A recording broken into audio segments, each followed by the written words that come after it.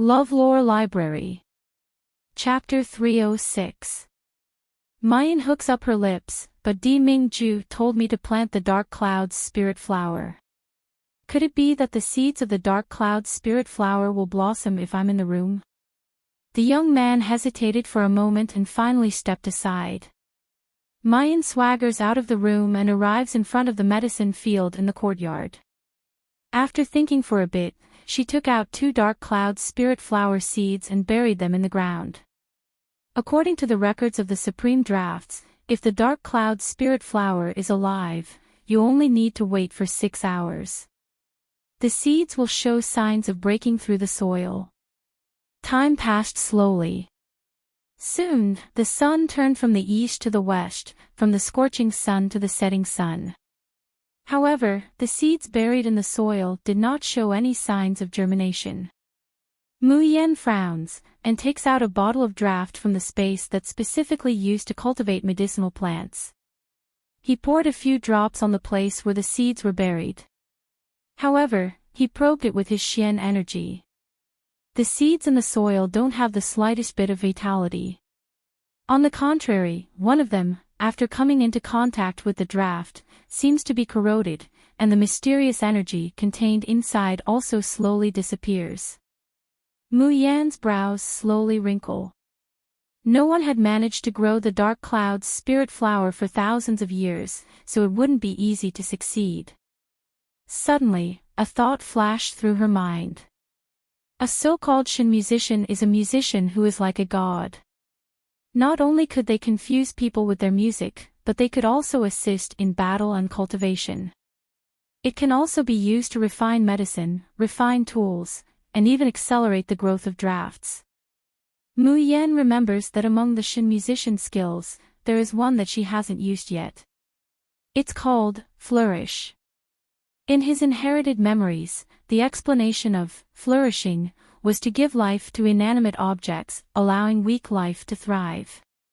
Because she had never understood the function of this skill, Mu Yan rarely practiced it. But at this moment, her mind moves, and the Tian Mo Qin appears in her hand. The strings were gently plucked, and the melodious sound of the zither rose up in spirals under the setting sun.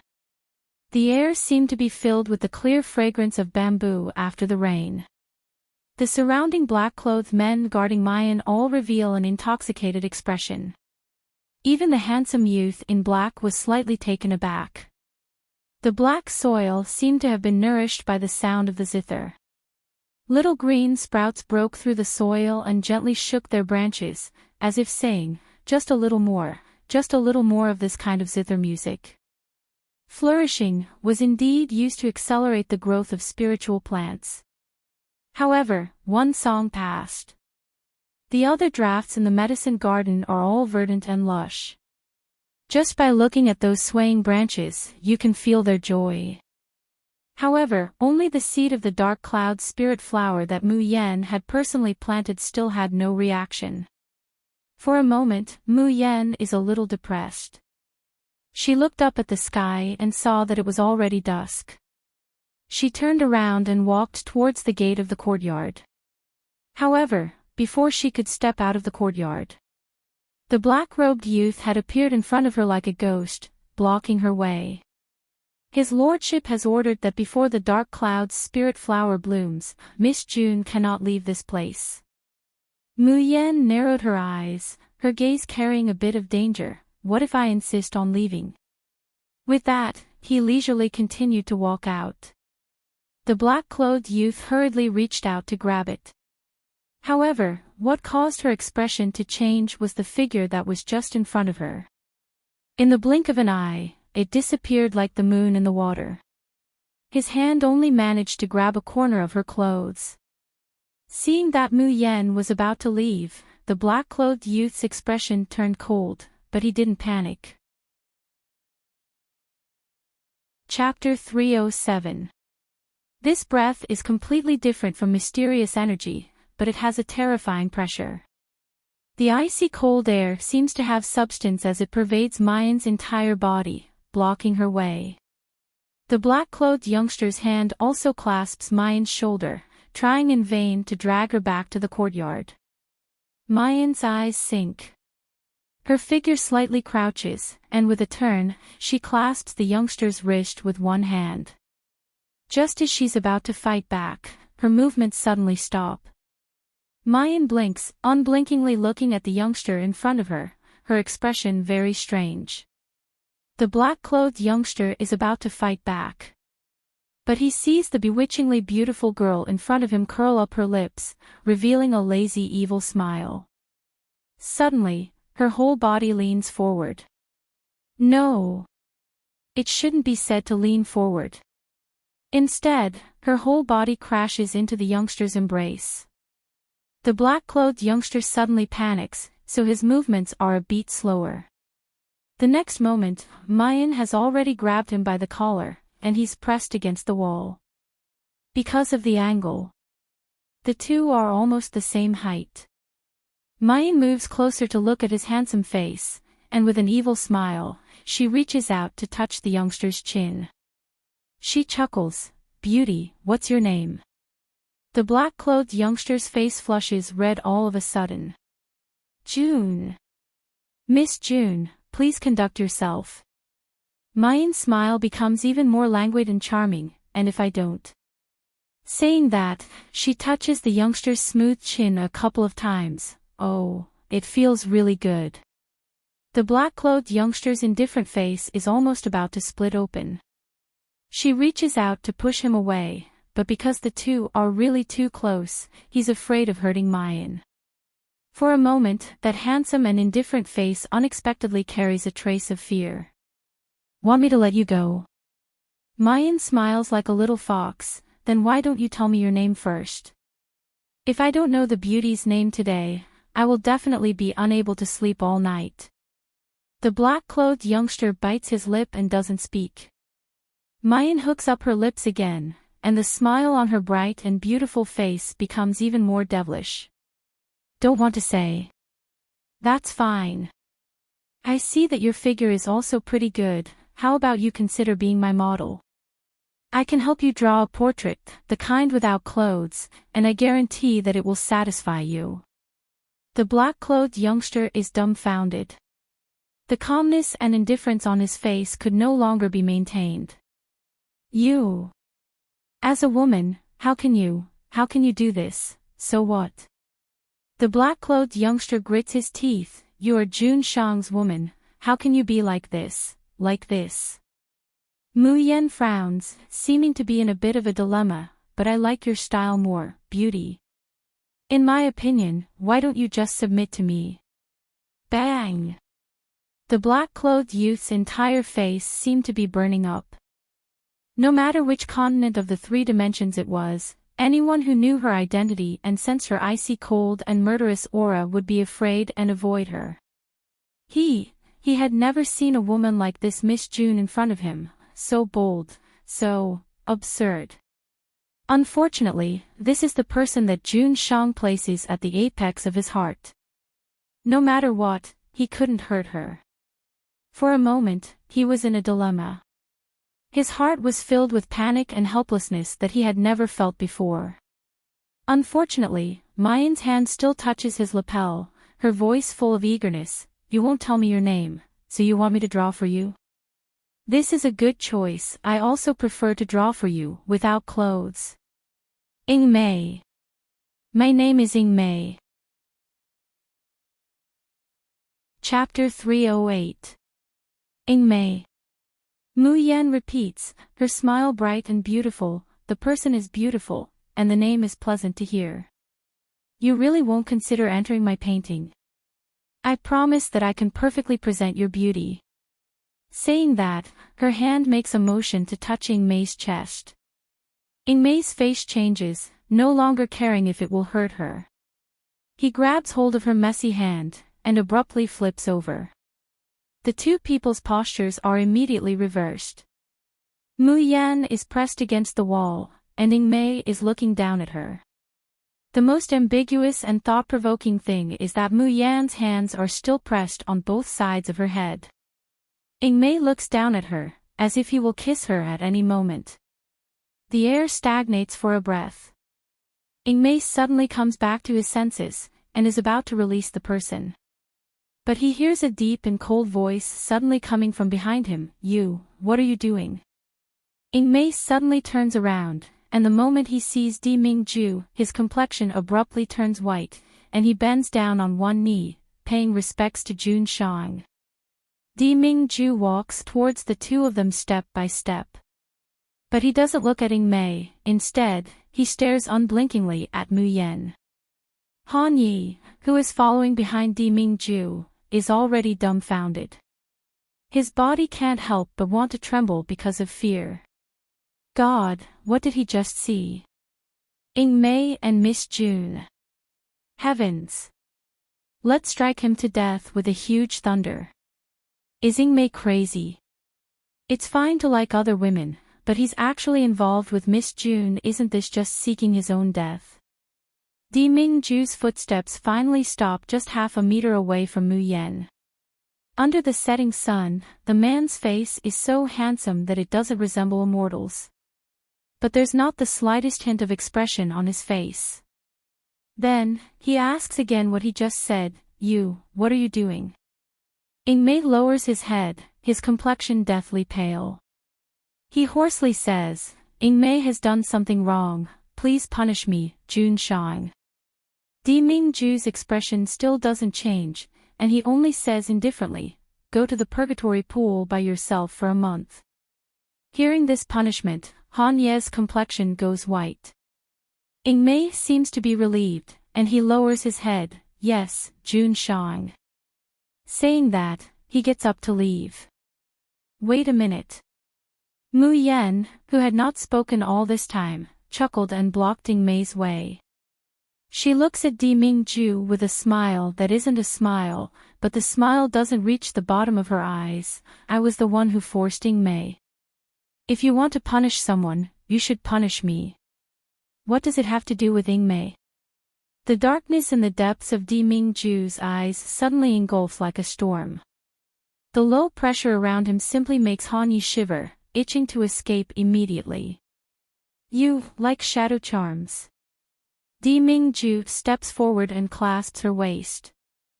His voice is practically carrying a murderous intent as it jumps out from between his lips and teeth. The man's blazing breath hits her face, making Mayan momentarily uncomfortable. She wants to struggle, but Di Mingju only tightens his grip. Tell me, do you like shadow charms? Mu Yan wanted to say, so what if I like it, but when she saw the man's eyes, she coughed and said, I naturally like the shadow demon. I like him in my painting. Painting? The cold air surrounding Di Mingju suddenly disappears. It turns out that Mayan had also regarded Ingmei as a model for her portrait. But when he thinks that this woman is actually going to paint other people's half-finished paintings, his teeth itch in anger. You like Ingmei's appearance? Mayan blinks. What's wrong with this appearance? A young and inexperienced handsome young man, how charming is he? How likable is he? Chapter 309. The man approaches inch by inch, his thin lips almost sticking to her earlobe as he speaks. From Mayan's angle, she can still see the man's sexy collarbone. And the line that extends into the neckline. Mayan swallows. You are still all right. This man is actually using a pretty boy trick. Shameless. Di Mingju comes a little closer. Only all right. Mayan is about to nod, but her body has already soared into the air. Di Mingju actually puts her on his shoulder, and strides towards the courtyard. Mayan is dumbfounded. She didn't expect that Di Mingju would actually make this move. Di Mingju, what are you doing? Put me down. Di Mingju hooks up the corner of his lips, revealing an evil smile. I'll let you take a good look at whether I'm alright or not. Ingmei and Han Yi, one by one, are dumbstruck. This is the first time they've seen their Jun Shang show such an expression. So vivid, so real. Moreover, Jun Shang is actually smiling. Jun Shang. Ingmei subconsciously calls out, Purgatory Pool. The Purgatory Pool can only be opened with Di Mingju's order. Di Mingju coldly says, "Go prepare the brush, ink, paper, and inkstone, and bring them to the room." Saying that, he doesn't wait for Ingmei to react, and has already carried Mayan away. In the distance, the sound of two people bickering can still be heard. "I think you didn't look carefully enough yesterday, that's why you felt that Ben Jun wasn't charming enough. I was wrong. Jun Shangdaran, you are the most handsome, the most confident, the most charming, so, there's no need to look anymore. Ben Jun thinks that it's better to look. Di Mingju, don't go too far. I want to go back and see Xiao Bao. I'll discipline our son for the next few days. An affectionate mother will spoil her son, don't make trouble." "I'm making trouble, wait, who's talking to you about our son?" Bang! There's a loud noise, and the door to the room is closed. Han Yi and Ingmei are still shocked by that sound, staring blankly. After a long while, Ingmei turns to leave. "Wait, Ingmei, what are you going to do?" "Purgatory Pool." Ingmei said concisely, only spitting out 3 words. "Are you stupid?" Han Yi promptly pulls him back. Jun Shang's meaning is clearly that you don't need to go to the Purgatory Pool. Otherwise, why wouldn't he even give you the token to open the Purgatory Pool? Ingmei was startled, then shook his head. "This is Jun Shang's order. Jun Shang's order is for you to send a brush, ink, paper, and inkstone to the room." Han Yi has a look of exasperation at Iron for failing to meet his expectations. "You blockhead, don't you understand? Jun Shang has changed his orders and will not punish you." If they were really punished and angered Miss Mayan, I'm afraid that even Jun Shang wouldn't be able to bear the consequences. From start to finish, Jun Shang has been completely eaten by Miss Mayan. Of course, he didn't dare to say these treasonous words out loud. Ingmei, on the other hand, was stunned for a good while before muttering, "This is the first time Jun Shang has overturned his own orders." Han Yi smiles unperturbed. "What's wrong with that? As long as it involves Miss Mayan, all of Jun Shang's actions cannot be inferred with common sense. In the future, you will see many more strange things." Ingmei gazes in the direction that the two people had just left, and that beautiful face with a sweet and charming smile appears in his mind. How could there be a woman who could live as carefree and unrestrained as she is, so audacious? However, that smiling face is so brilliant and dazzling that people can't take their eyes off it. Ingmei lowers his head and holds his wrist, his eyes slightly flickering. Chapter 310. Bang! As soon as the door closes, Di Mingju loosens his grip and Mu Yan immediately jumps down from his shoulder. Rubbing his aching waist, he glared at the instigator of all this. She sees Di Mingju spread his hands, using his deep magnetic voice to say, "Come here, help me undress." Cough, cough, cough. Mayan almost choked on her own saliva. "Are you kidding me?" There's no change on Di Mingju's face, his expression still cold. That pair of deep eyes slightly narrowed. "Don't you like to draw naked handsome men? If you don't take off my clothes, how can I satisfy you?" Cough, cough, cough. Mayan coughs even more violently this time. It had only been 1 or 2 months since they last met, but this fellow was becoming more and more shameless and shameless. At this moment, someone knocked on the door. Mayan breathes a sigh of relief. At this time, she really doesn't know how to face Di Mingju. The atmosphere was too strange. The door opened, and Ingmei came in with a brush, ink, paper, and inkstone. When Mu Yan sees this frosty and beautiful youth, she habitually teases him a few words. But before she could speak, Ingmei quickly put down the things in her hands and rushed out like lightning. That back view could even be said to be in a sorry state. Mayan wants to stretch out her hand to flirt with the beauty, but halfway through, her expression suddenly becomes somewhat sluggish. Just as he was about to speak, he felt his waist tighten, and he was pulled into a blazing embrace. Deming-ju lowers his head to look at her. Ben-jun is right in front of you, you still have the mind to look at other men. Mayan chuckles, returning to her usual languid self, with beauties in front of me, even if there are 2 more, I wouldn't mind looking at them a bit more. Deming-ju really wishes that he could ruthlessly block up this annoying little mouth. Let's see how she's going to say something to piss me off. What did you mean when you said that you would discipline Lil Bao? Deming-ju leans over slightly, looking into her eyes. Ben-jun said that sooner or later, you will be Ben-jun's wife. Xiao Bao is naturally my son. If I don't teach my son, who will? Don't mention Xiao Bao's biological father to me.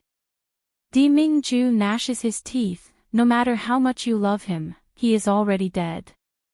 From now on, the man in Mayan's life will only be Ben-jun. The man's deep and husky voice rang in her ears like he was swearing an oath. At the same time, it was like a heavy blow to the bottom of his heart. Mayan's expression becomes absent-minded for a moment. I guarantee that I will teach that little fellow to be even more outstanding. I will not let anyone bully him. The prerequisite is that you stay here and help me plant the dark cloud's spirit flower. Mu Yan bites her lip, slightly frowning in silence. She speculates that the dark cloud's spirit flower might have some important use for Deming-ju.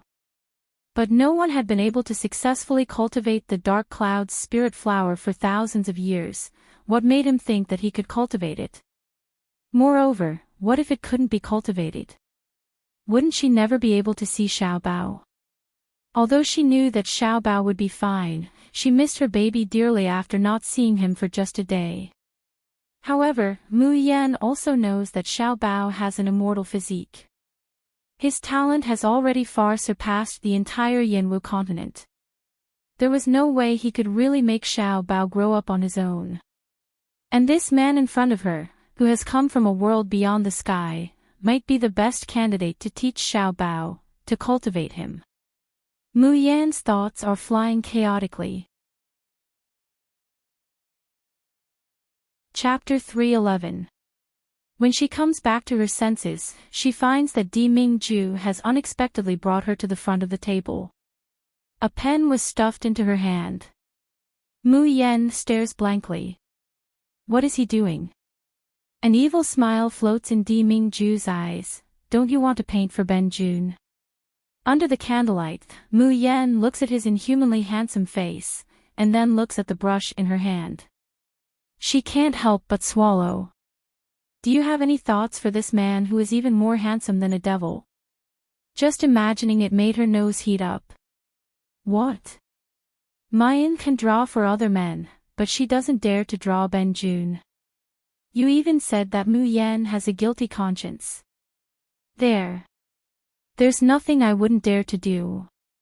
Mu Yan gritted her teeth, putting on a strong front but cowardly at heart. Let's draw. Just don't regret it later. If she could paint such a devilishly handsome man into her painting, she would have no regrets in this life. Painting, of course he had to paint. Whoever didn't draw was a fool. A smile flashes through Deming-ju's eyes. As long as it's for Mayan to see, how could Ben-jun regret it? After saying that, he opened his hand slightly again. He looks like he's waiting for Mayan to undress him.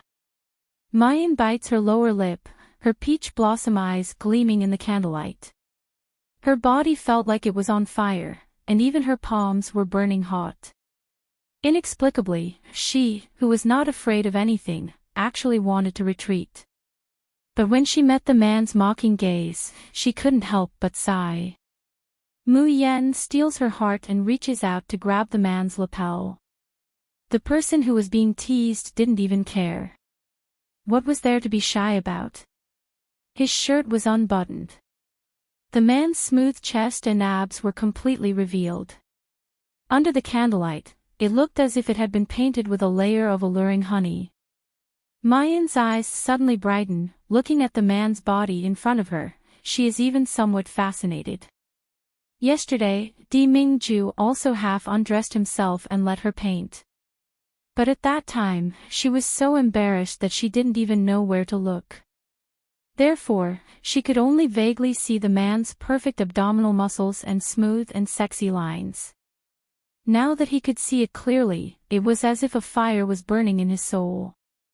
The man in front of her was a monster. She was a peerless beauty that could make everyone in the world go crazy. Mu Yan believes that if she were to use this man as a model for her portrait, she would definitely be able to create the most outstanding work in the world. Di Mingju is very close to the young girl. Naturally, he can see the infatuation in her eyes. He couldn't help but be happy and angry at the same time. What made her happy was that he was indeed attractive enough. In the Shushan continent, those women who cried and shouted that they wanted to marry him were not fake. The little woman in front of him always said that she disliked him, but her body was honest. However, it was infuriating. This woman looked at her own body, and there was only pure amazement and obsession in her eyes. However, she did not have the slightest shyness or desire that a woman should have. She really thought of herself as a scene in a painting. However, so what if he was stunned and obsessed? One day, he would turn the infatuation in this little woman's eyes into an infatuation that only tolerated him. Di Mingju reaches out and gently lifts up Mayan's small, snow-white chin. His gaze landed on those captivating red lips. How is it? Are you satisfied with Benjuan's body? Mayan repeatedly nods, her pair of eyes lingering on his body. Pika, Pika. Di Mingju moves a little closer, his voice low and husky. Say, isn't Benjun the most good-looking? Mayan nods again. Better looking than Ing Mei. Nods. Chapter 312.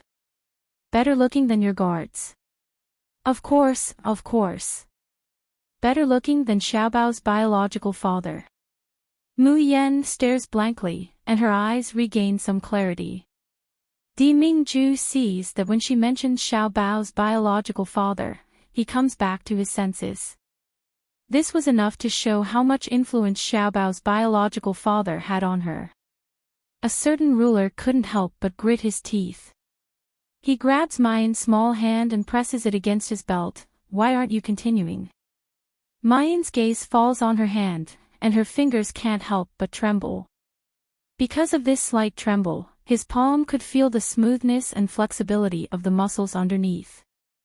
It felt so good that it made her nose heat up. No need. That's good.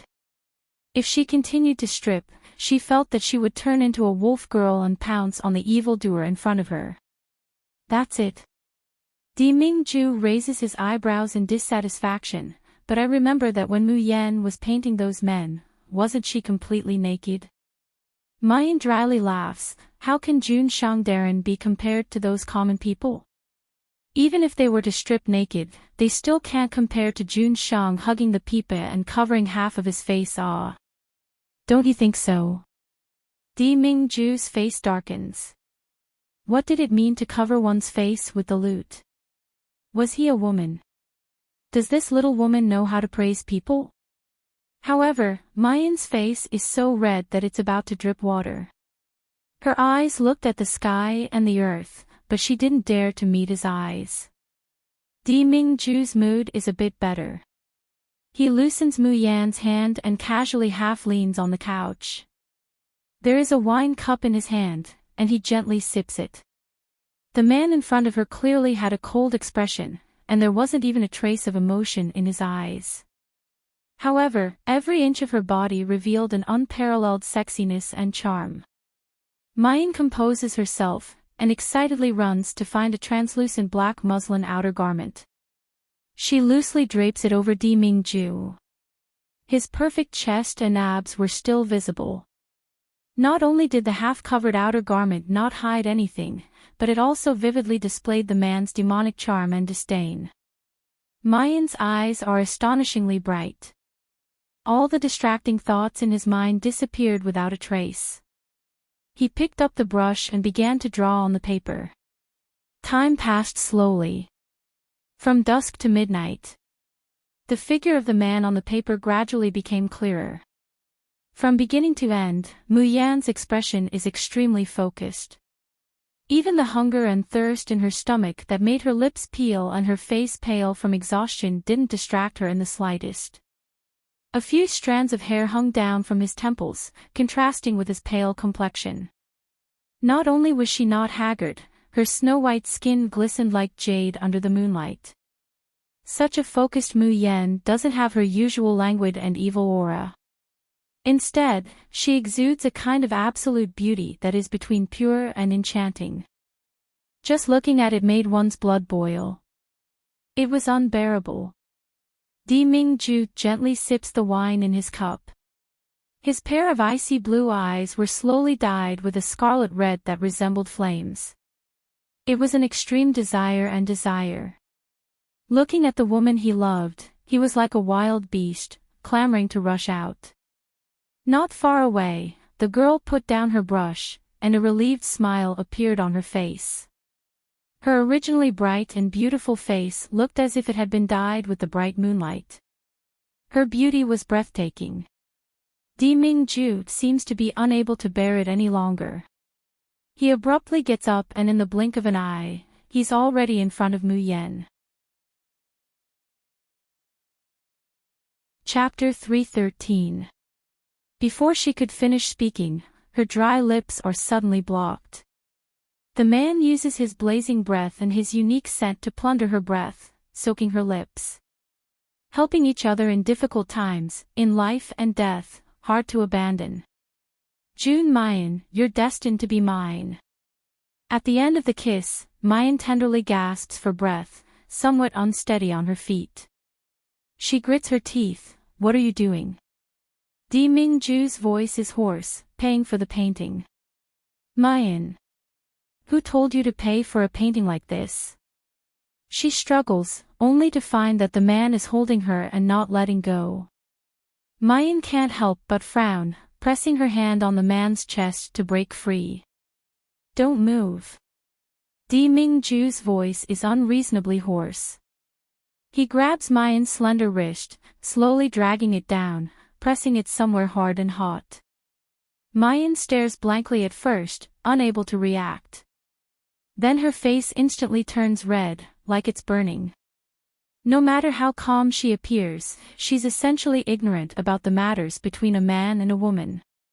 The only experience she had was that kind of pain and suffering, like tormented days and nights. She simply doesn't want to recall it.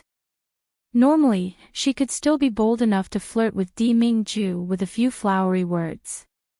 But when it really comes to it, there's only panic and helplessness. So much so that the unbearable pain from her memories surges into her mind, making her complexion turn a bit pale. Deming-ju sighs softly. Releasing her hand, he presses her into his embrace. His deep voice is a little doting, a little helpless, as he softly says, Mayan, what should I do with you? In the end, what do I have to do for you to be willing to forget that dead man and accept my feelings? Releasing the person in his arms, Deming-ju no longer lingers, and quickly turns to leave. He can't stay in this room for a moment longer. If he stays any longer, he's afraid that he'll directly take care of this little woman who worries him. Only, he wants Mayan. She's the complete Mayan. Whether it's her body, heart, or status, they should all belong to him, Deming-ju. For the arrival of this day, he can endure. He can wait. Of course, the price of patience is that he takes a cold shower for 2 hours. Then he leaves the courtyard and goes to Junji drugstore. In the room, Mayan picks up the portrait of a man that has already been drawn on the table, her expression slightly absent-minded. Finally, she put away the painting and entered the space. After wandering around the space for a long time, Mu Yan doesn't know where to hide this painting. In the end, Mu Yan casually took out a book and placed the folded painting inside. He slammed the book shut. Out of sight, out of mind. Lying on the bed and closing her eyes, Mu Yan seems to be able to hear the man's whisper in her ear. Mu Yan, what should I do with you? The night gradually deepened. In the yard outside the house, a gentle breeze blew across the quiet herb meadow. Suddenly, the soil on a certain piece of land shook slightly. Then, a light blue sprout slowly grew out at a speed visible to the naked eye. On the first day that she couldn't see Xiaobao, she missed him. The day after she couldn't see Xiaobao, she missed him. On the third day without seeing Xiaobao, she missed him. Mu Yan gently stirs the fragrant lily and lotus seed porridge with a spoon. Just a few days ago, the delicacies that made her mouth move, now she has no interest in them at all. Even though she knows that it's an equivalent exchange, even though she knows that what Di Mingju said is right. However, she hasn't seen her baby for so long, Mu Yan only feels dispirited. Chapter 314. However, the dark cloud spirit flower showed no signs of germination at all. Yesterday, she had tried everything she could think of but to no avail. What could he do today? If she couldn't plant the dark cloud spirit flower, wouldn't she never be able to see her baby? Just as he was feeling dejected, the door was suddenly pushed open. Han Yi rushes in, his mouth shouting, Miss June, you, quickly come out and take a look. What are you looking at? Mu Yan lifted her eyes and glanced at him with a lack of interest. What's there to go out and see? Even if Di Mingju were to take off his clothes and dance erotically outside right now, she would still, in that case, she would still go out to watch. It's the dark cloud spirit flower. Dark cloud spirit flower. Han Yi gasps for breath. Because he's overly excited, his voice is incoherent. Miss June, the dark cloud spirit flower, it's sprouting. What? Mu Yan suddenly stands up from her seat. After staring blankly for a good while, he suddenly comes back to his senses. In the end, what did Han Yi say? The dark cloud spirit flower had sprouted. Is this for real? Wasn't there no reaction at all yesterday? On the dark green herb field, that light blue sprout was so eye-catching and beautiful. Even in such a hot early summer. The light blue stems and leaves seemed to be formed from ice crystals. Under the sunlight, one could even see the intricate patterns inside. So beautiful. Han Yi follows behind Mu Yan and comes over. He can't help but exclaim in admiration, so this is the dark cloud's spirit flower. One had to know that in the three realms, no one had been able to cultivate the dark cloud's spirit flower for 1,000 years. Even if there are many treasures in the world of Shuxian, Han Yi has never seen one.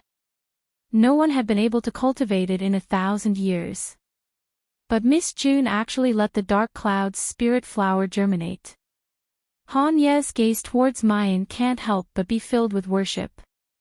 But Mu Yan slightly frowns.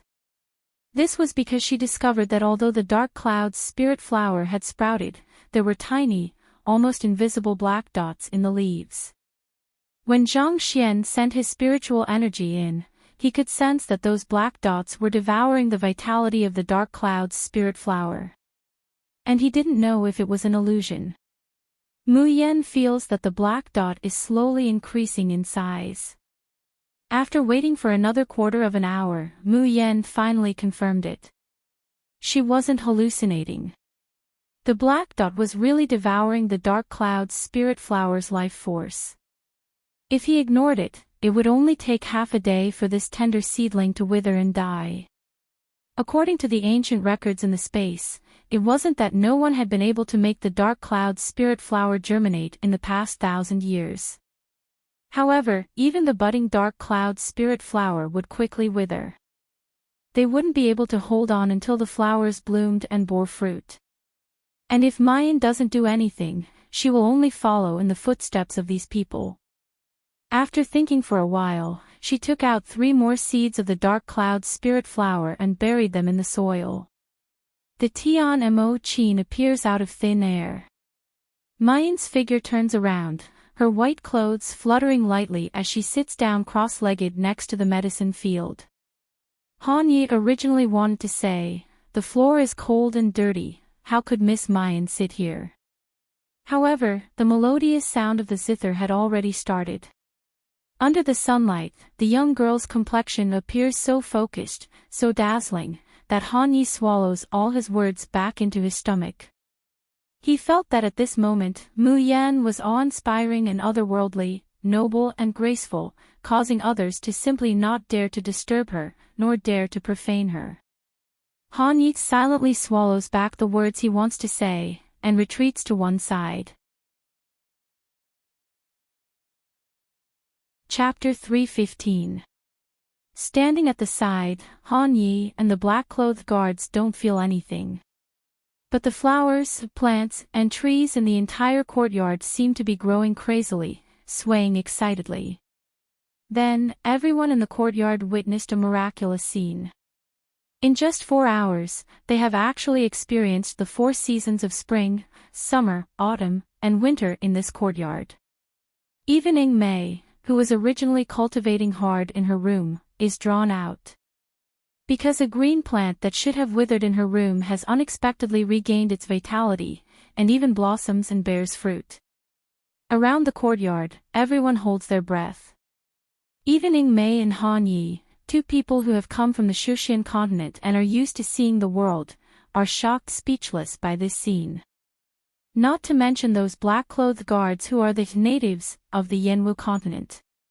Everyone's gaze towards Mayan is filled with shock and awe. As time goes by, the only quiet piece of soil once again slowly grows 3 blue seedlings. And that dark cloud spirit flower plant that was originally being eroded by more and more black spots, the black spots on the branches and leaves silently recede. The pale blue color slowly turning into a clear blue like the sky. Under the sunlight, the small plant emits a luster, simply too beautiful to behold. Ding dong! Ding dong! The sound of the zither slowly recedes, eventually seeming to dissipate into the distant horizon. Mayan's forehead is already covered with fine beads of sweat, and her complexion is even more sickly pale. But her pair of languid and indifferent peach blossom eyes project a bright light of excitement. Because she is already convinced that the Shin musicians' flourishing skill can not only accelerate the growth of plants, but can even make the dark cloud spirit flower that hasn't bloomed for thousands of years grow. According to today's momentum, as long as she plays songs for these 4 dark cloud spirit flowers for 8 hours every day, she will most likely be able to witness the moment of a miracle. Of course, the most important thing is that once the dark cloud spirit flower is planted, she will be able to see her treasures. She slowly exhales, but still feels that her body is extremely exhausted. Mayan calms herself down, and her fingers once again place on the zither strings. A gentle and slow melody, like a soothing song to the soul, resounds. The echo recovery skill is activated. In a split second, Mayan feels a rich and mellow internal force continuously gush out from her chi si. Except for Han Yi and Ing Mei. The other black-robed guards all revealed intoxicated expressions. The profound chi in their bodies seemed to be stimulated by some kind of power, lingering around their bodies and cleansing their meridians and bodies over and over again. This feeling was too mysterious and intoxicating. At the end of the song, all the black-clothed guards still wanted to continue. Looking at Mayan, his gaze is filled with passion and longing. The girl in front of him was the famous Enchantress of medicine in Tianyuan City. Originally, they thought that the so-called Enchantress was just an undeserved reputation. Just like that divine Dr. Qian Qing, these people would not put him in their eyes at all. But today, he truly witnessed Mayan's methods and personally felt the benefits brought about by the sound of the zither. Only now did they realize how wrong they were. The Enchantress, June Mayan, is truly worthy of being the woman that Master has taken a fancy to. Truly, too powerful. It was too special. Mayan stretches herself and stands up. The Tian Mo Chin disappears between her fingers. Under the effect of echo regeneration, the profound chi that he had consumed was more or less replenished. Chapter 3:16.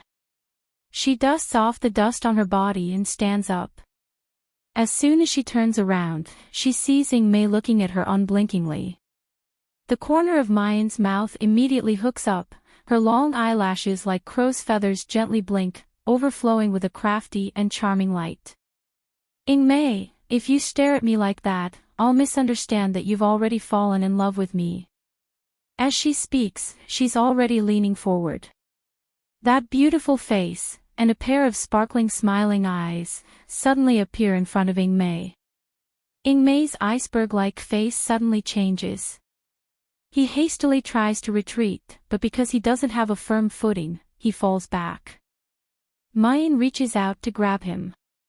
Wrapping her arms around his slender waist, she pulls him back into her embrace, chuckling, "Be careful, if you fall and hurt yourself, I'll be distressed." You. Mei's complexion changes again and again, but he can't speak another word. On the side, Han Yi and the black-clothed guards look even more like they've seen a ghost. Han Yi only feels as if 10,000 vicious beasts are galloping through his head. Heavens! Why didn't the lightning strike him to death? Why did he have to see this scene? Miss Mayan, whom June Shang only has a soft spot for, is this intimate with Mei, moving her hands and feet. If June Shang were to find out, Han Yi shudders, he really doesn't dare to think about it anymore. June. Miss June, you have to conduct yourself, you're June Shang's woman, even if, you can't harm Mei. He's so scared that he can't even speak properly. However, Mayan's smile became even more cheerful, her eyes filled with a mischievous light. Suddenly, she grabs Mei's collar, and gives him a chirp on his fair and tender cheek. There's a deathly silence. Han Ye's eyes go dark, and there's only one word in his mind: it's over. The black-clothed guards scramble to be the first to turn around, wishing that they had never seen this scene. On the contrary, it's the kissing Mei. After the initial shock and amazement, he looks at June Mayan, who's very close at hand. He sees the craftiness and mischief glinting in those peach blossom eyes. A thought suddenly arises in his mind. You know, Mayan chuckles, know what? Mei bit her lip and didn't say anything, but she held her wrist. Mu Yan raises her eyebrows, marveling at the sharpness of the youngster in front of her. Yes, she did know the secret of the shadow charm. That day when he fought with Mei. Her fingers inadvertently touched the youth's pulse. In the blink of an eye, everything was exposed. A man's pulse was completely different from a woman's. No matter how much Mei pretended to look like a man, like a beautiful youth. However, her pulse would not lie. That's right. Mei was not a man, but a genuine beauty. This is also the reason why Mu Yan has repeatedly taken liberties with her. Mu Yan has never seen a woman disguising as a man, and being able to do it so successfully. There was not a trace of makeup on her. His temperament is as cold as ice, and his entire body's austere aura is even more frightening and moving than Han Ye's. Do you want to know why your chest always hurts? It even affected the growth of your cultivation. Mu Yan leaned closer to Mei and said in a low voice. Mei stares blankly, and subconsciously asks, why? Mu Yan hooks up the corner of her lips, and her smile is exceptionally bewitching, because being bound for a long time is not good for your body.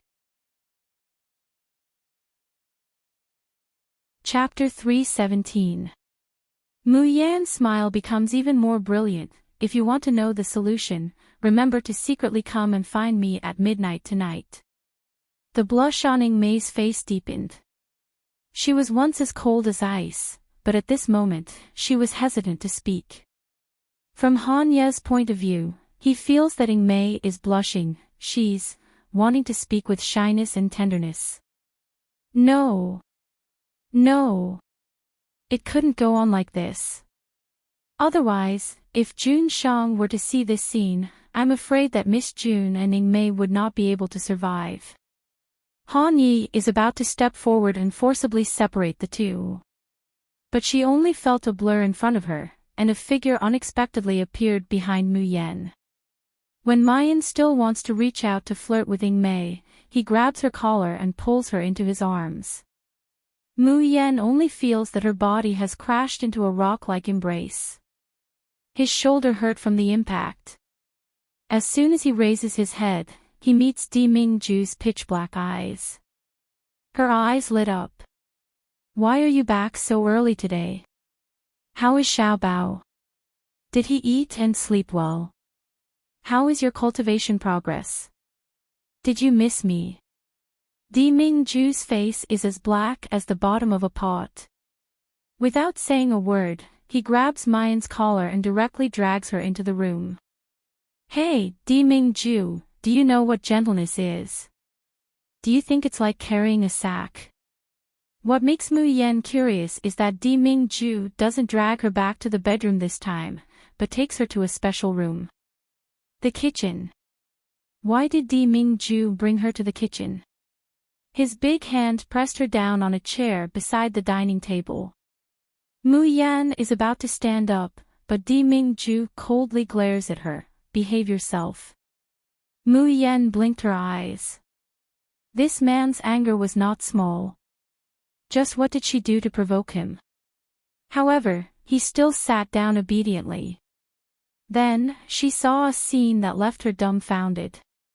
She sees Di Mingju taking out a sky-blue apron from who knows where, and tosses it in front of Mayan. He raised his chin slightly and said proudly, "Help me put it on." His voice was very cold, and the aura around him was very disdainful and handsome. But wait. Why the hell did he want her to help him put on the apron? Apron, Di Mingju, this combination, does it also want to go up to the sky and stand shoulder to shoulder with the sun? Mayan is dizzy. She stands up and helps Di Mingju put on the apron. Soon after, the noble Jun Shangdaran stood in front of the stove and began to cook skillfully. Mu Yen, wait a minute. Was she really not hallucinating? Di Mingju is actually personally cooking. Mu Yen rubs her eyes, then rubs them again. However, the scene in front of him didn't change at all. Good heavens. Di Mingju is actually cooking, and he's even wearing an apron to cook. The key was that this man was sitting in such an incongruous position, wearing such a feminine apron, but why did he still look so handsome and incomparably elegant? It was as if he was sitting on the throne, pacing back and forth in his own territory. Just as Mu Yen is sluggish for a moment. The fragrant dishes had already been served. Di Mingju's expression is cold and detached, even slightly frowning. He personally scoops a bowl of soup and places it in front of Mayan, still not eating. Eat! Eat! Mu Yen abruptly comes back to her senses and takes a sip of the soup. The fresh and fragrant taste filled his mouth. Chapter 318. Naturally. Di Mingju snorts in disdain. Apart from Ben Jun, who else could do it? This time, Mayan is really stunned. You personally cook for me. Naturally. The same answer. But, why? He's clearly a high and aloof Di Jun. The people of this Yenwu continent are obviously insignificant ants to him. Obviously, he should be revered by all the people in the world, the man that all women would flock to like ducks, madly in love with. Why would such a person wear such a ridiculous apron, wash her hands and make soup for her? Mingju gets a little closer to her, slowly saying, because, Mayan, the food you make is too unpalatable, it's not good for your health. The blue veins on Mayan's forehead suddenly bulge. This bastard. Being moved or whatever, it's really just fleeting clouds. She hooks up the corners of her lips, revealing a mocking and charming smile. It's not good for your health. Jun Shangdaran still ate so much that day. I even thought that Jun Shangdaran was very satisfied with my cooking. And, satisfied. Mingju's expression doesn't change. As long as it's Mayan's cooking, I'm satisfied.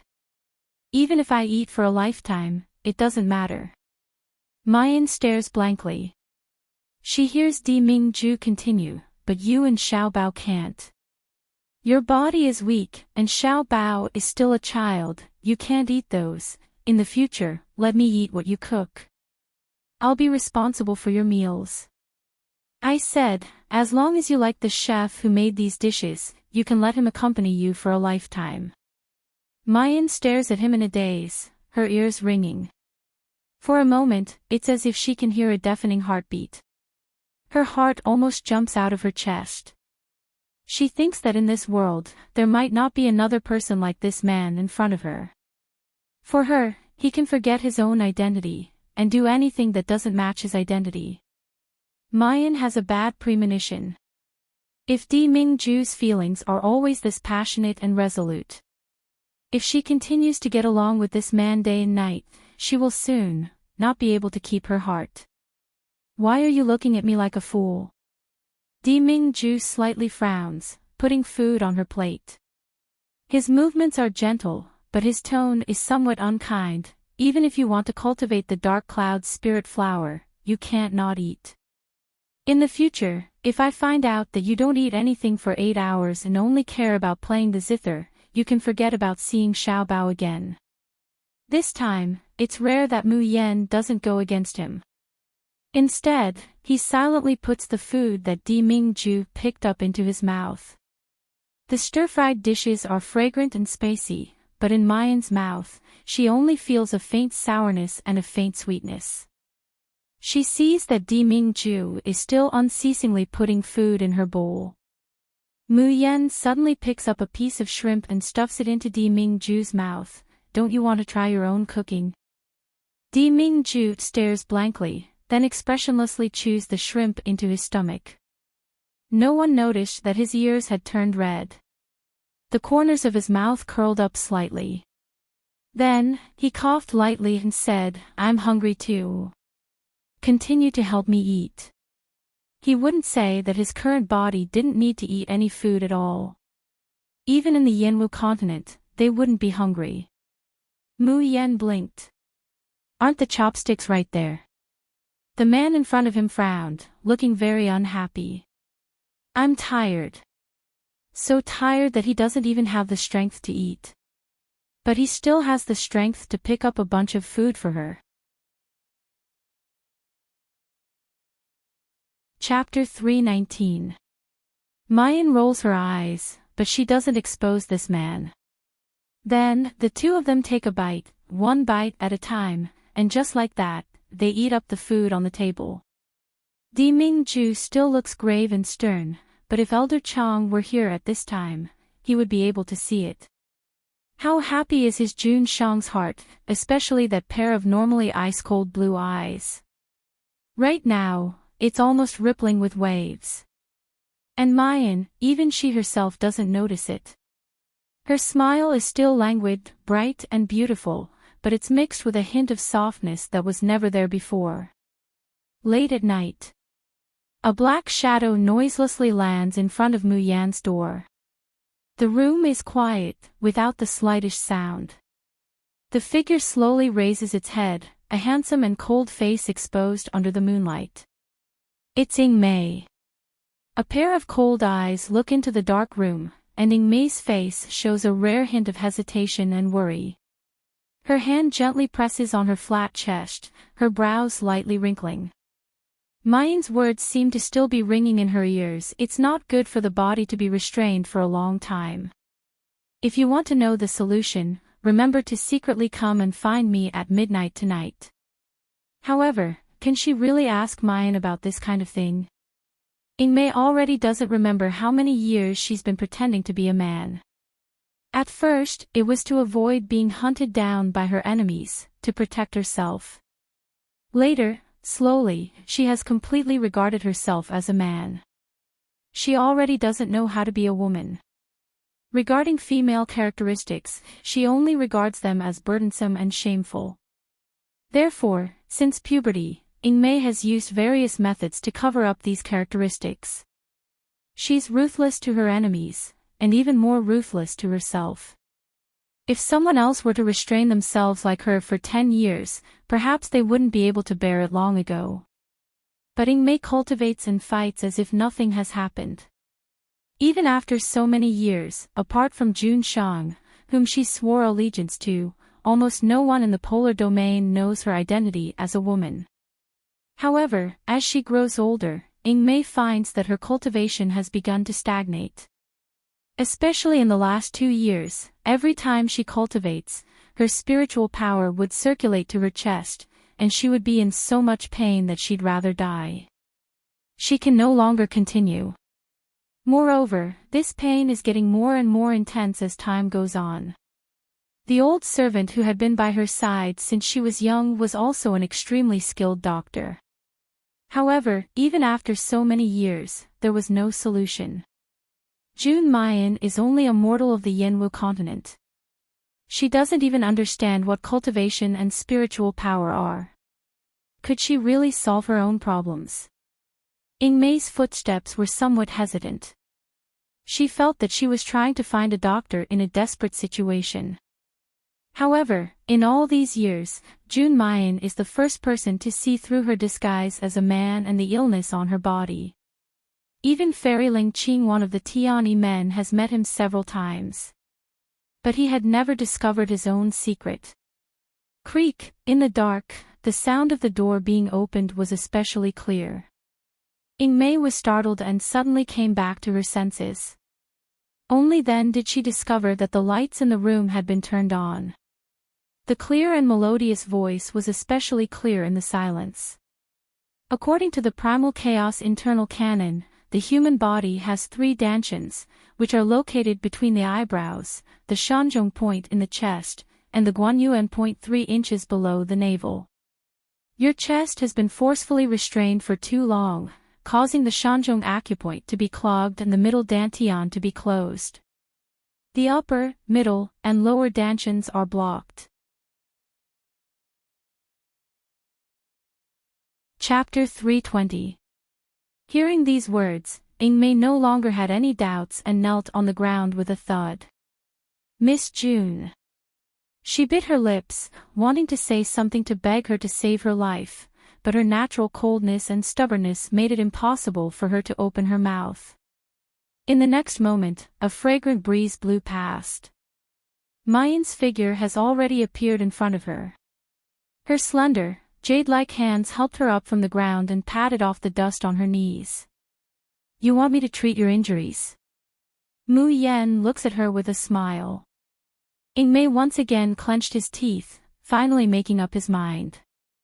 Bending his knees, he knelt down again. I beg Miss June to save me. In the future, no matter what you need Ingmei to do, even if I have to go through water and tread on fire, Ingmei will not hesitate. In fact, just by looking at Jun Shang's attitude, you can tell. Miss June was bound to be the future mistress of the polar domain, and also the object of her loyalty. She should be willing to go through water and tread on fire for this young girl in front of her. However, Mu Yan chuckled softly, Wu, even if I ask you to repay me with your body, you won't refuse? Hearing that, Ingmei's cheeks immediately turned red. Miss June, you clearly know this subordinate's identity, please don't joke around. Mu Yan sees that she can't wait to find a hole to crawl into. He couldn't help but laugh even louder. But in the end, she found her conscience and stopped teasing this thin-skinned young man. He pulled Ingmei to sit on the bed. The Tian Mo Qin appears in Mu Yan's hand, Then she says in a deep voice, "Take off all the restraints and clothes on your body, I want to examine your body first." Take off my clothes." The blush that had just faded from Mei's face resurfaced again. She stuttered, take it all off." This time, Mu Yen didn't tease him. Instead, she gently plucked the zither strings and lightly said, "In the eyes of doctors, there is no difference between men and women. There are only sick and healthy bodies. The blockage in your dantian is too severe. It's impossible to detect it just by feeling your pulse. Therefore, I need to use music to activate the acupoints in your body and sense the extent to which your dantian is sealed." Under the candlelight, the girl's beautiful face was dyed with a trace of irresistible majesty. Mei subconsciously did as she was told. In a trance, she even thought that she was facing Jun Shang. Because only Jun Shang didn't need to display his might and aura to make people willingly submit to him, making them unable to go against him. One by one, the clothes on his body were taken off by Mei, including the band around his chest. The girl's beautiful figure is revealed in front of Mayan. However, on her fair body, one could see a patch of bruise on her chest. Contrasting with the snow-white skin on other parts of the body, it was a particularly ghastly sight. Mu Yen frowned slightly. He looked at the woman in front of him with a trace of pity in his eyes. Such a little girl had been restraining her feminine characteristics for 10 years. What kind of suffering and pain must they endure every day? The sound of the zither rang out slowly, from a whisper, to a gentle flow, and then to a stormy sea. Mei's expression slowly changed from shyness and indifference to pain. Beads of sweat rolled down her forehead. Her fair skin was flushed red like fire. That slender body trembled more and more violently under the candlelight. Finally, with the high and sharp sound of the zither, it surged to the climax. Mei also let out a shrill cry that pierced through the night sky. She suddenly collapsed to the ground, gasping for breath.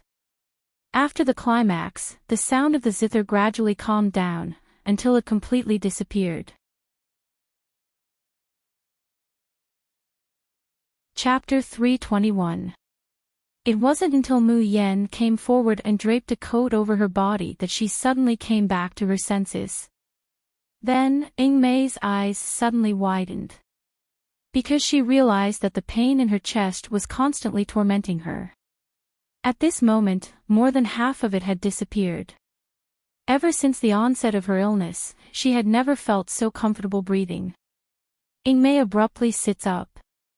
Not even caring that he is currently unclothed, he heavily kowtows to Mu Yen 3 times. He opened his mouth to speak, but his voice seemed to be stuck in his throat. No matter how much he expressed his gratitude, it would all be futile and powerless in the face of such great kindness.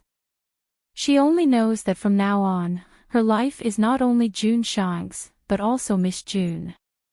On the contrary, Mayan smiles lightly, your treatment is only 1/10 complete. From now on, you will have to receive my zither treatment every few days. In addition, I'll prepare some special drafts for you.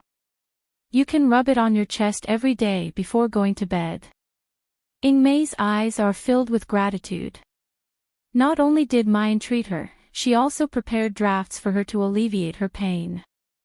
Who knew that in the next sentence, he would hear Mayan say in a teasing tone, "These drafts can restore your jade rabbit to its perfect shape." It's clearly such a beautiful and alluring figure, but it's forcibly turned into a flat one. It's really a reckless waste of God's gifts.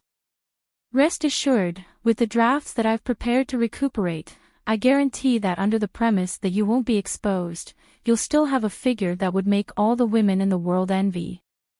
Mei was practically running away. Without even putting on his clothes properly, he rushed out of Mu Yan's room. As soon as he rushes outside, he bumps into Han Yi, who is rushing over.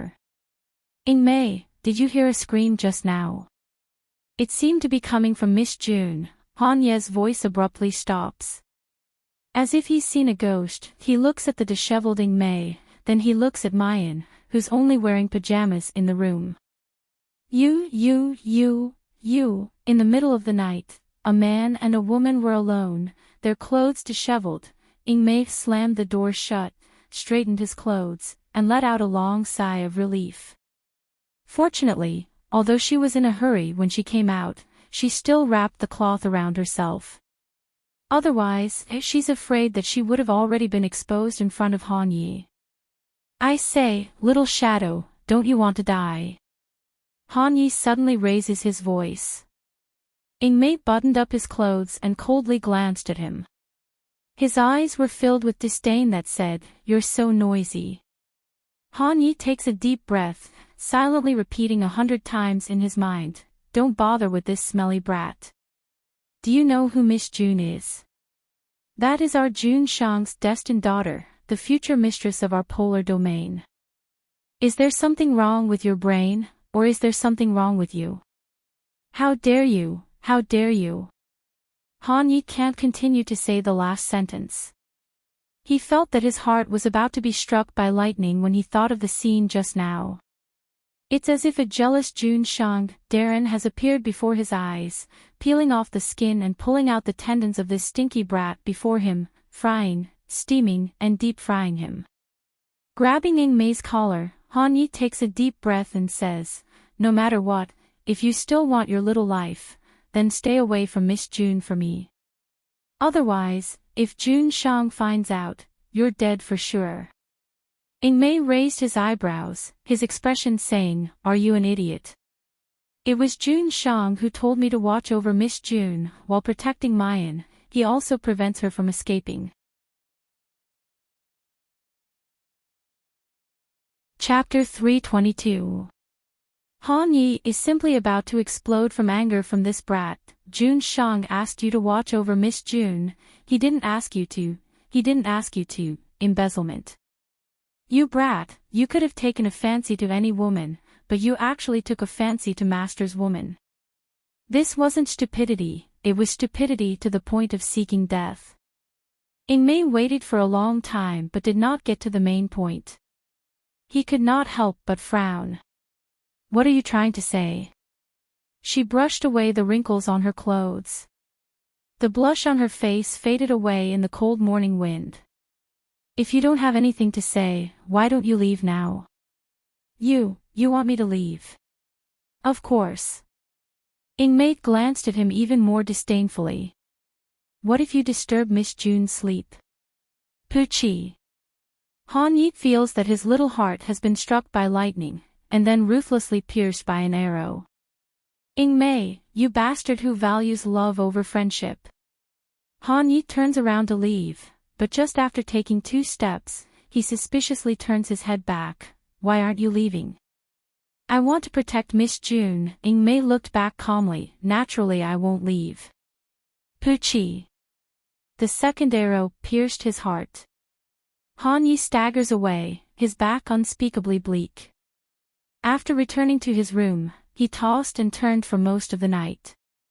It was only when the sky brightened that he abruptly sat up from his bed, his eyes shining. Yes. That's right. That brat May must have not been close to a woman for too long, that's why he was captivated by Miss June, but no matter how good Miss June is, she's still June Shang's woman. How could it be May's turn?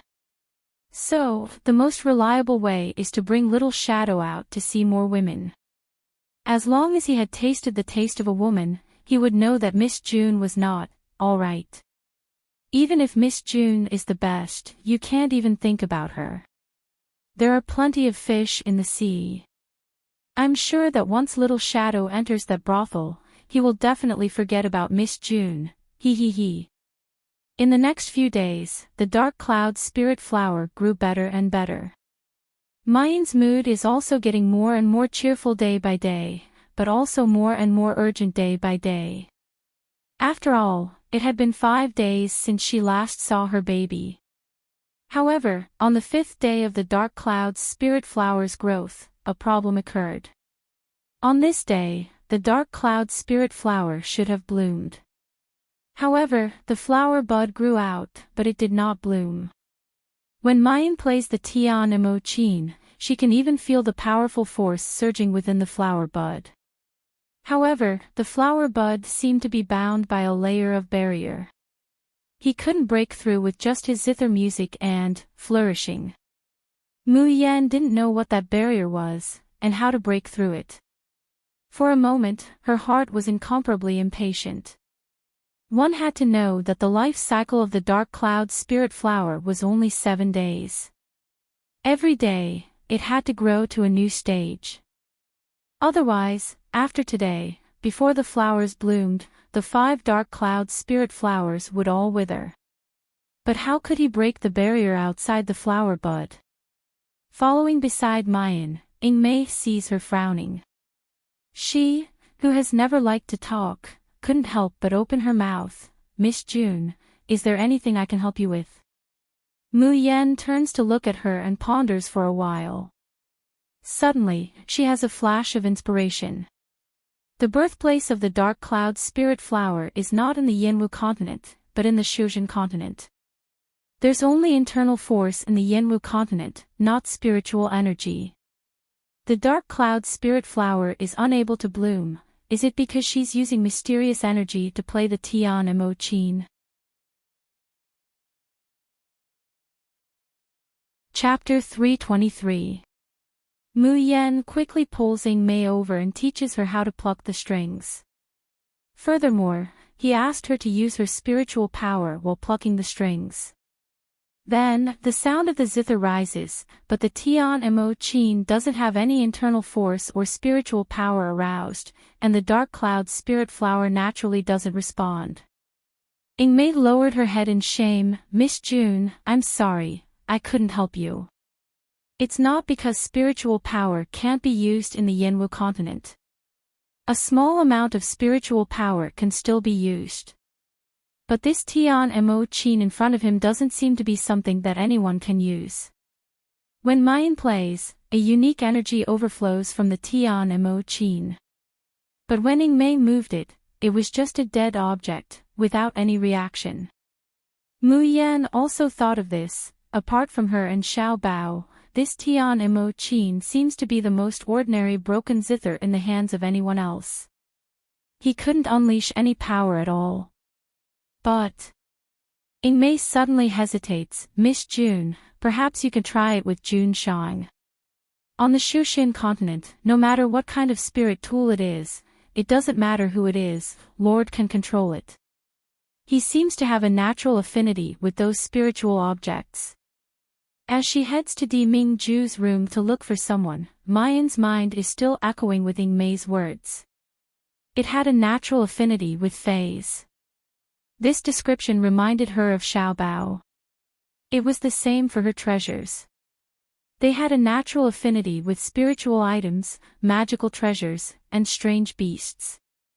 That's why, no matter which deep mountain, wild forest, or secret territory he enters, he would be able to sense the location of the most precious draft at the first instant. Di Mingju unexpectedly also has this kind of talent. Oh. In that case, he could be considered to be qualified to teach little Bao. Mayan is immensely proud of herself as she thinks about her darling's fierceness, when she suddenly hears the voices of 2 maids. There were maids and guards in the courtyard. But usually, they only did some cleaning and guard work. Even if it's Ingmei and Han Ye's room, they're not allowed to enter at will. Di Mingju's room is cleaned by Han Ye. And Mayan's room is cleaned by Ingmei. Have you heard? Shenzi is coming here. Shenzi. Which fairy Shi? Ah, it can't be the one in Ghost City. Other than that person, who else has the qualifications to be called Shenzi? You should know that this person was personally invited by our master. Ah. I thought that master had only personally invited that Enchantress June. The Enchantress is naturally extremely powerful, but if she wants to be mentioned in the same breath as Shenzi, I'm afraid she's still far off. Ghost City Shenzi. Which fairy Shi? Di Mingju invited people over. Mayin's footsteps stop in front of Di Mingju's door, unconsciously listening to the conversation between the two. Regarding this Shirshenzi, a name surfaced in her mind, and she wanted to verify it. However, before the two maids could say anything, the door to the room creaked open. Di Mingju's handsome face appears in front of her, his eyes staring unblinkingly at her. "What are you doing standing outside?" He paced back and forth in anticipation, waiting for Mu Yan to take the initiative to push open the door and enter his room. However, this woman stood outside for so long and refused to come in. Di Mingju really can't wait any longer, he can only push the door open and come out himself. As soon as the two maids see Di Mingju coming out, they simultaneously kneel down, their faces red with shame. Even though she knew how mysterious and unreachable her master was. Chapter 324. But every time they see that man's handsome face, that disdainful aura, it still makes their hearts thump, wishing that they could jump out of their mouths. Mu Yan sees the two little girls acting like this, and she can't help but feel disappointed that it's impossible for her to continue gossiping. "I want to ask you for a favor." She pulls back her thoughts and explains her purpose. Di Mingju's heart skips a beat. This is the first time that Mu Yan has taken the initiative to ask him for help. But on the surface, there's still a cold look, and he only lightly spits out a word, "Okay." Mu Yan stares blankly. "You're not going to ask me what kind of favor?" Di Mingju snorts, glaring at her with dissatisfaction. "Could it be that in your eyes, Ben Jun can't even help you with a small favor?" "Mu Yan, Jun Shangdaran, isn't your focus wrong?" Seeing Di Mingju place his slender hands on the Tian Mo Qin, Mu Yan can't help but feel nervous.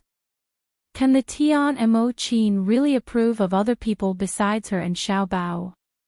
Moreover, will Di Mingju discover the abnormality of the Tian Mo Qin?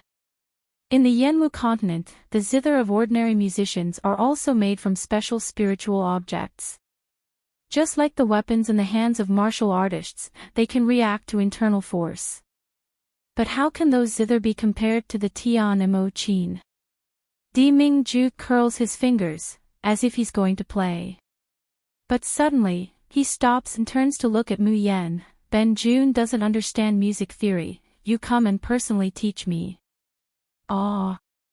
Mu Yan stares blankly, "Don't understand music theory. But just plucking the strings and stimulating spiritual power, there's no need to understand music theory at all." But facing Di Mingju's stubborn eyes, Mu Yan still compromises. Who told her to ask Di Mingju for help? 5 slender fingers, as fair as jade, press on the back of Di Mingju's hand. Mu Yan's fingertips tremble uncontrollably. The man's hands are very beautiful. Slender, fair, with distinct joints, like a work of art carved from fine jade.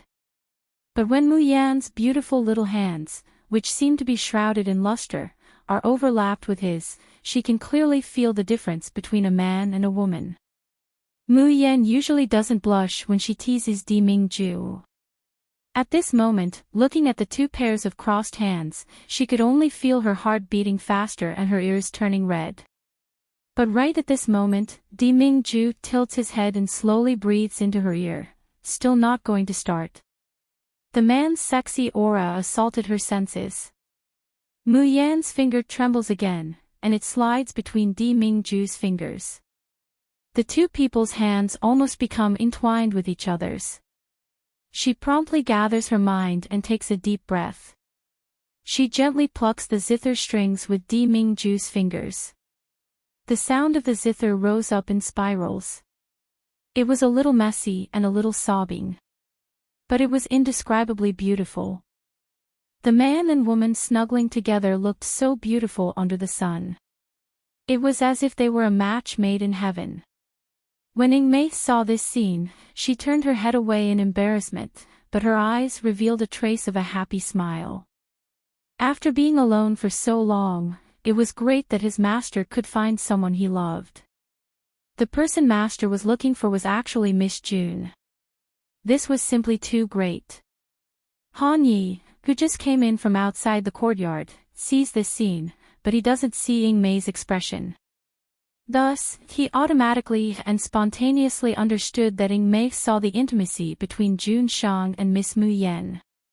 She sadly turned her head away, unwilling to take another look. Han Yi clenches his fists, becoming more determined. Tonight, he will take Little Shadow to see the world. Chapter 325. The melodious sound of the zither reverberates in the air, but the dark cloud spirit flower not far away still has no reaction. Although Mu Yan is already mentally prepared, she still regretfully stops guiding Di Mingju to play. Turning to face Di Mingju's unsatisfied face, Mu Yan opens her mouth to appease him. It's alright, this isn't your fault. It's my zither that's a bit special. Apart from me and Xiao Bao, it's useless for anyone else to play. Moreover, this method might not be right, I'll think of something else. Mu Yan hasn't finished her words. Di Mingju narrows his eyes in displeasure, his fingers still resting on the zither strings suddenly pluck. Clang! There was a sound. In a split second, the surroundings of the Tian Mo Chin seem to form a wave of air that sweeps out. It's like a gust of wind and huge waves have risen in the medicine field. Countless drafts and weeds shake violently, even snapping. And after the sound of the zither, the 4 blue flower buds that were originally budding actually slowly open up a little bit of a gap at a speed visible to the naked eye. A strong and refreshing fragrance pervades the entire courtyard. Mu Yan instinctively takes a deep breath. Her body and mind are indescribably comfortable. She even has an illusion that her qi si that has been shackled for a long time, her bottleneck seems to be faintly loosening. This method is really effective. The dark cloud spirit flower's bloom requires a higher level of energy than mysterious energy, that is, spiritual energy. And Di Mingju is the same as Xiao Bao, he doesn't need to recognize a master to manipulate the Tian Mo Chin. Wait a minute. Mu Yan abruptly comes back to her senses, looking unkindly at Di Mingju. You can drive the sound of the zither and make the dark cloud's spirit flower bloom without playing the zither. Di Mingju steps closer to her, his voice heavy. That's right. Did you just play with me? Mu Yan grits her teeth. No. Di Mingju denies it as he bends down and gives her a light peck on her lips. It's to collect a reward. Mu Yan, regarding this man's increasingly shameless actions and thick-skinned behavior, she's actually left speechless. On the side, Han Yi and Ying Mei are dumbstruck as they watch. Is this still that cold, aloof, and unapproachable Jun Shang of theirs? Moreover, why do they always feel stifled in their hearts, wanting to turn their heads and leave? Out of sight, out of mind. If Han Yi had read Bailey Liuin's notes, he would know that there's a phrase called feeding dog food. As long as Jun Shang and Miss Mayan are together, he will be constantly fed dog food. It was especially unrequited. However, Ying Mei, who had a crush on Miss June, must be even sadder than him. Han Yi feels that his gloominess is just fleeting clouds. He must pull Little Shadow back from the wrong path. The barrier around the dark cloud spirit flower's flower bud has been broken. Next, the flower's full bloom is Mu Yan's matter. A zither melody that was several times more pleasing to the ear rang out. Just like that, Mu Yan sits cross-legged on the ground. Her white clothes and black hair are gently blown by the breeze. She faintly smiled, her jade-like fingers gently moving, her watery eyes, under the sunlight, seemed to be able to create layers of ripples, stirring up one's heart. Di Mingju's eyes stare unblinkingly at the young girl in front of him. The flame in his eyes is suppressed, hidden, but it seems like it could start a prairie fire at any time, no longer able to be controlled, no longer able to endure. As the music flowed, an invisible energy field spread out, enveloping the entire courtyard.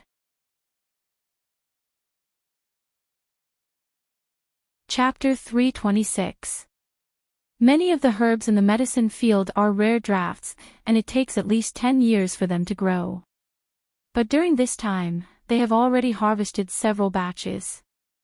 That's because every time Mayan plays the Tian Mo Chin and activates the Flourishing Prosperity skill, the 4 seasons will change in the entire courtyard, and the vegetation will grow wildly.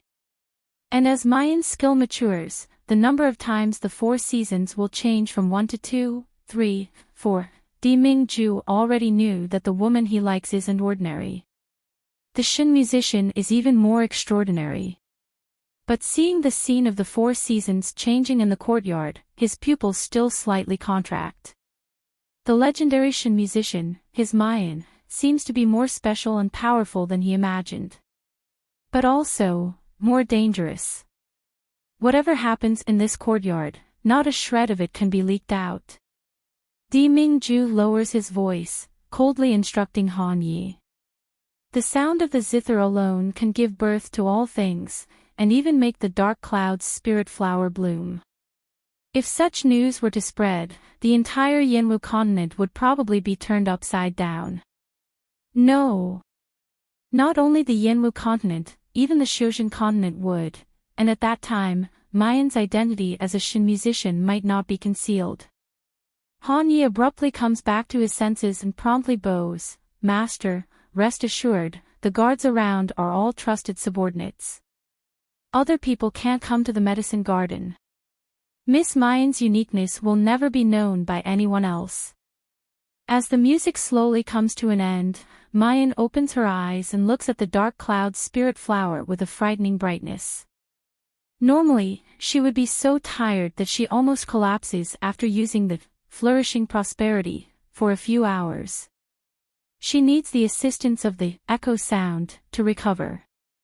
But today, when she's playing, her nose is filled with the fragrance of the dark cloud's spirit flower. This fragrance seems to have a spiritual nature, drilling straight into her lungs, into her meridians and qi. All her tiredness is swept away under the nourishment of this fragrance, and her dried-up internal force is once again filled up. Moreover, Mayan is sure that it's not her illusion. Smelling the fragrance of the dark cloud's spirit flower, her bottleneck really loosens. Although it's only a little. She can't help but approach the dark cloud's spirit flower, reaching out and gently touching the crystal-clear petals. The petals gently sway on her fingertips, and the fragrance becomes more and more intense, as if responding to her.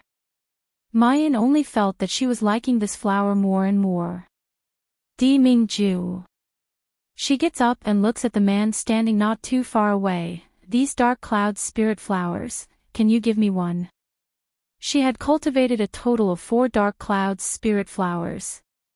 Even if Di Mingju needs dark cloud spirit flowers, he shouldn't need as many as 4, right?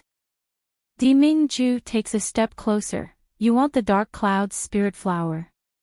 Mu Yan repeatedly nods. "What will you trade for it?" These words stump Mayan. After all, Di Mingju's origins are beyond her imagination. Presumably, he simply doesn't fancy ordinary drafts or treasures. She asked hesitantly, Can I pay?" "I don't lack money." "Then what do you lack?" Mu Yan wrinkled her nose and thought, no matter what he lacked, she would think of a way to help this man get it. Di Mingju slowly bends down, whispering in her ear, "Ben Jun only lacks you." "Mu Yan. Can you still speak properly?" He takes a deep breath. Jun Shangdaran really knows how to joke.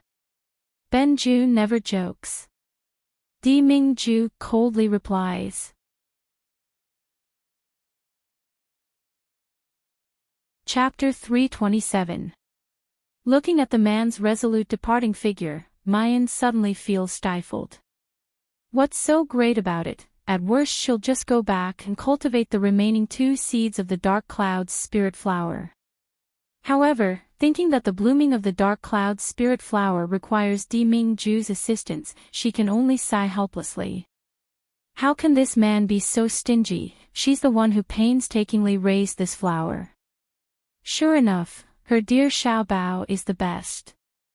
In just 6 short days, she misses her baby so much that she's going crazy. Perhaps it's because the dark cloud spirit flower is about to bloom. Mayan tosses and turns all night, unable to sleep well. She only hopes to see Xiaobao as soon as possible. At dawn, she gets up and goes to the medicine garden. Just as she enters the courtyard, she hears faint screams coming from the west side of the house. "Ah! Little shadow, do you want to kill me?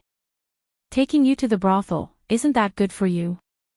I'll let you open your eyes and broaden your horizons, then you'll know that there are many women in this world.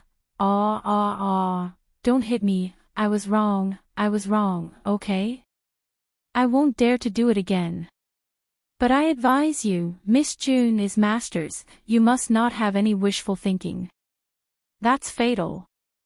Immediately after, there's a bang in the silence of the morning. There's also the youngster's cold voice, "Idiot, is your brain made of tofu?" Mu Yen snorts out a laugh. This Han Yi is really a clown. And he's so stupid. Being together with Ying Mei day and night, when will he find out that Ying Mei is a woman? Mayan curls up the corner of her lips and slowly walks in the direction of the dark cloud's spirit flower. After taking a few steps, Ying Mei silently caught up to her and stood half a body's length away from her on the left. Mayan turns sideways and casts a sidelong glance at her, smiling faintly. "Beauty, I heard that you're wishful thinking about me. It just so happens that I've been longing for you day and night, why don't you just follow me?" Saying that, she reaches out and hooks Ying Mei's chin, with the posture of a hedonistic tyrant teasing a beauty. Ying Mei's face flushes red all of a sudden, bewildered. After a long while, she helplessly says, "Miss June, don't make trouble." Everything about this Miss June was good, but she especially liked to tease her. Mu Yan laughed heartily again before letting go of her chin. However, he did not retract his hand. Instead, he directly grabbed her wrist and pulled her to stand at the same level as him. "Come, follow me to see the dark cloud's spirit flower." Ying Mei moved her hand, as if she wanted to break free. After Mu Yan grabbed her again, she blushed slightly, but allowed Mu Yan to drag her forward. Miss June's fingers on her wrist were very warm, as if they had warmed her heart. His chest, which was usually in unbearable pain, felt warm at this moment. Ever since her entire clan was massacred and she shouldered a sea of blood vengeance, she had never felt so relaxed and peaceful as she did at this moment. Ying Mei couldn't help but glance at the young girl beside him, and the light in his eyes grew brighter and brighter. "What are you looking at me for?" Mu Yan suddenly turns her head and glances at her with a smile. "Don't tell me I'm prettier than the dark cloud's spirit flower." All of a sudden, Ying Mei meets Mayan's teasing eyes. She blushes to her ears and doesn't know where to place her hands and feet. Taking a deep breath, she follows Mu Yan's line of sight. Under the sunlight, the dark cloud spirit flower's blue branches and leaves are sparkling and translucent, as if she could see the gurgling juice inside.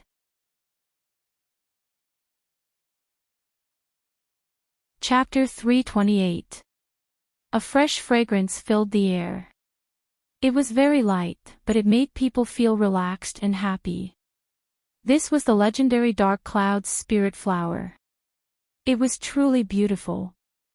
However, in Ying Mei's heart, he really felt that Miss June was more beautiful than the dark cloud's spiritual flower. Mu Yan gently touches the petals of the dark cloud's spirit flower. The young sprouts gently sway, as if beckoning to her. She remembered the ancient records in the space. When the petals of the dark cloud spirit flower turned into the deep blue color of the deep sea, this meant that the dark cloud spirit flower had truly matured. Today's performance might not even take 8 hours. Soon, she would be able to collect the stamen of the dark cloud's spirit flower. Just as Mayan is about to take out the Tian Emochin, a white light suddenly flashes before her eyes, and a chubby rabbit appears at her feet. Mu Yen grabs the collar of the fat rabbit and picks it up. Her face is full of curiosity. I thought you, fat rabbit, had already fallen asleep in the space. So you're still alive. The rabbit blinks its mung bean eyes at Mayan, looking very innocent. Then he glares at his leg, signaling Mu Yen to put it down. His eyes were anxiously looking in the direction of the dark cloud's spirit flower. Mu Yen lets go of it, but she narrows her eyes and says with a dangerous expression, "If you dare to eat this dark cloud's spirit flower, I'll eat stir-fried rabbit meat tonight." The fat rabbit shuddered and raised its face, its eyes looking even more innocent and fawning. He nudged his chubby body to the side of the dark cloud's spirit flower. He didn't touch the dark cloud's spirit flower. Instead, he knelt down very close to the petals. It even took a deep breath like a human, and a look of enjoyment appeared in its beady eyes. Mayan suspiciously looks at it for a while. Seeing that it really didn't touch the dark cloud's spirit flower, she takes out the Tian Emochin and begins to play. Ingmei's gaze couldn't help but land on the fat rabbit. His brows furrowed slightly, revealing a hint of curiosity. The rabbit's appearance seemed very ordinary, but Ingmei always felt that it had a strange aura, which made her feel that it was troublesome and in awe. The sound of the zither rang out, and the celestial sound lingered in the air. The plants in the courtyard swayed enchantingly. At the same time, the chubby rabbit was also shaking its head in fascination. As the song reached its climax, the fragrance of the dark cloud's spirit flower became stronger. The fat rabbit was so excited that it rolled over and almost crushed a few herbs. No one noticed that the originally snow-white fur on the fat rabbit's body had become even more glossy and smooth after this zither song, sparkling like jade. A pair of mung bean eyes looked at Mu Yen, filled with excitement and agitation. It was right to follow its young master and the female devil. Even in a damned place like the Yinwu continent, it can still advance. As the sound of the zither falls, Mayan puts away the Tian Emochin and looks at the 4 stalks of dark cloud's spirit flowers, her eyes filled with amazement. The petals, which were already beautiful to begin with, were now as translucent as blue ice crystals. It was breathtakingly beautiful. The stamen in the center of the flower swayed gently in the wind. It was the only color other than blue on the dark cloud's spirit flower. Mu Yen held her breath, took out the jade box, and prepared to collect the stamens. But before he could stretch out his hand, he heard a sharp and furious bellow behind him. "What are you doing?" Mayan stares blankly. Just as she is about to get up, she feels a huge force knocking her away. The flustered and exasperated voice sounded again, "Are you crazy? You know what this is, yet you dare to touch it at will." Ingmei's eyes and hands are quick, supporting Mayan. He looks at the newcomer with an extremely unfriendly expression.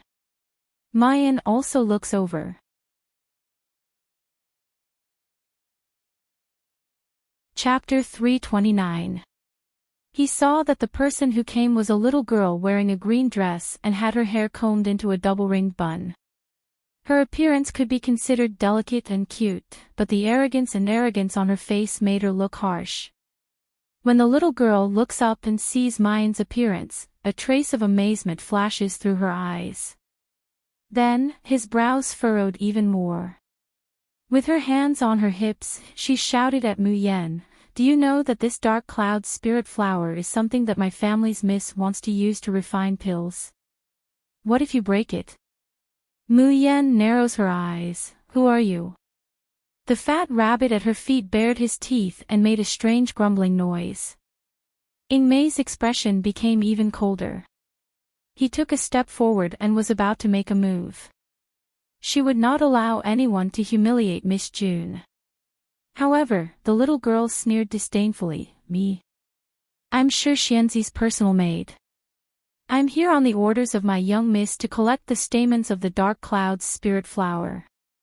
According to my young miss calculations, the dark cloud's spirit flower will bloom at noon today. Luckily I came early, otherwise, this precious dark cloud's spirit flower would have been destroyed by a village girl like you. Village girl? This woman actually dares to say that Mayan is a village girl. Not to mention May's chilling killing intent, even the black-clothed guard at the side revealed an extremely displeased expression. Their Miss June was able to grow a dark cloud's spirit flower that no one had been able to cultivate for thousands of years. It can make the 4 seasons change in the entire medicine garden, and the drafts grow crazily. The rare and precious drafts that have grown in the medicine garden these past few days have directly benefited these black-clothed guards. Their Miss June is also a famous enchantress of medicine in Tianyuan City. She can bring the dead back to life and snatch a life from the hands of the King of Hell. Such a powerful person was actually called a country bumpkin.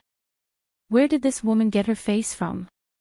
As if sensing the killing intent in the surroundings, the maid shrunk her neck and revealed a trace of fear.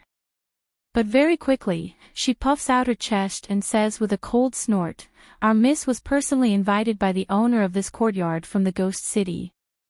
If you dare to disrespect me, aren't you afraid that your master will skin you alive?" As soon as these words came out, the black-clothed guard's expression changed. Even May was startled, the murderous aura on her body vanishing without a trace. Someone invited by June Shang. Seeing the change in these people's expressions and actions, the maid becomes more and more complacent.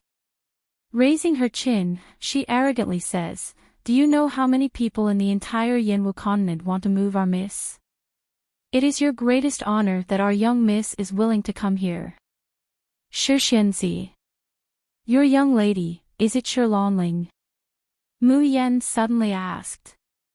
The maid glanced at her in astonishment, then became even more arrogant. "At least you have some knowledge." "That's right, Shirlanling is my family's young miss. However, my young miss's name is not something that a village girl like you can casually call out." May's eyes sharpened, wishing he could tear this person who had humiliated Miss June. But remembering that this was someone invited by June Shang, she suppressed her anger. However, Mu Yan's eyes slightly focused, and did not bother with the maid. Because she remembered her past life. This Shirlanling, the name of Fairy Shir, was like thunder piercing the ears in his previous life. In her past life, up until Mayan's death, there were only 2 alchemists in the entire Yanwu continent. One was Gong Qinchue's senior brother, a brilliant disciple of the Heavenly Road sect, Jian Feng. The other was the ghost city's Shirlanling, Shixianzi. Only, compared to Jian Feng's unrestrained sharpness.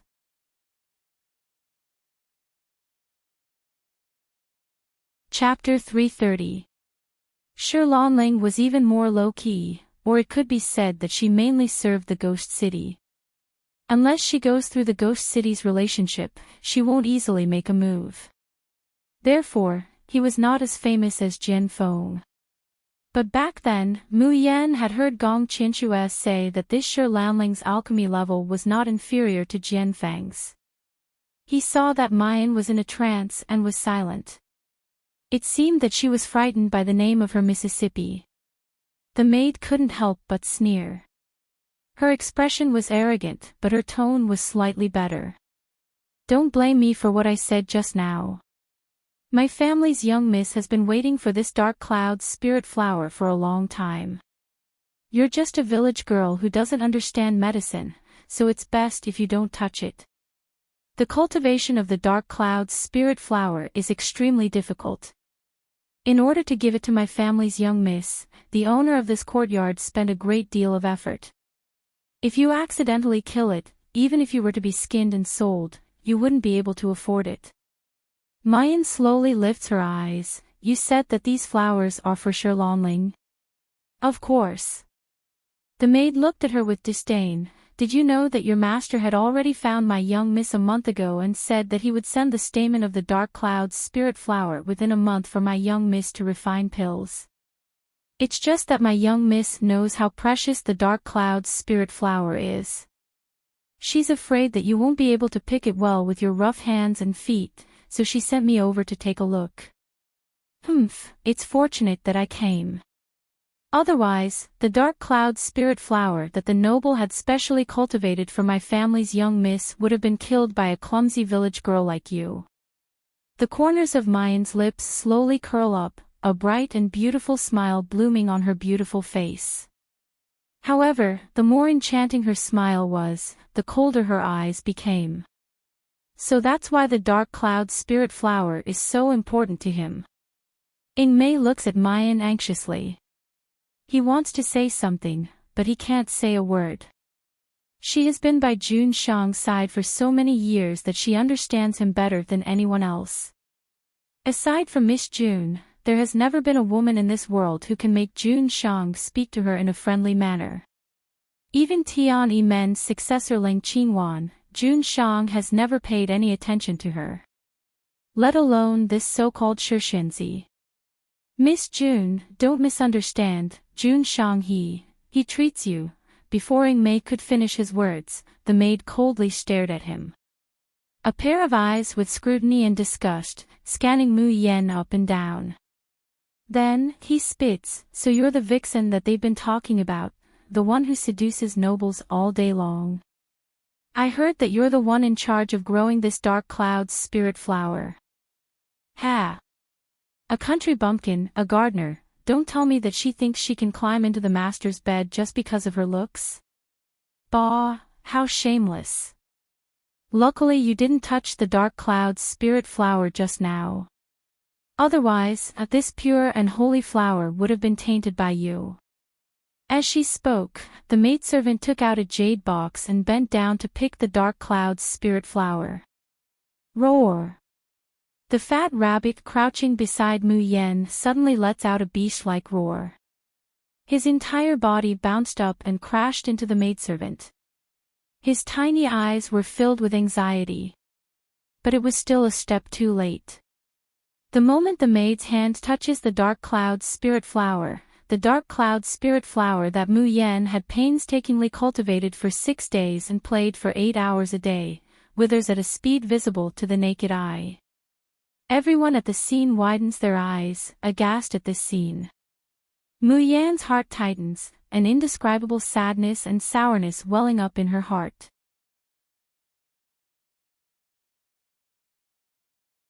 Chapter 331.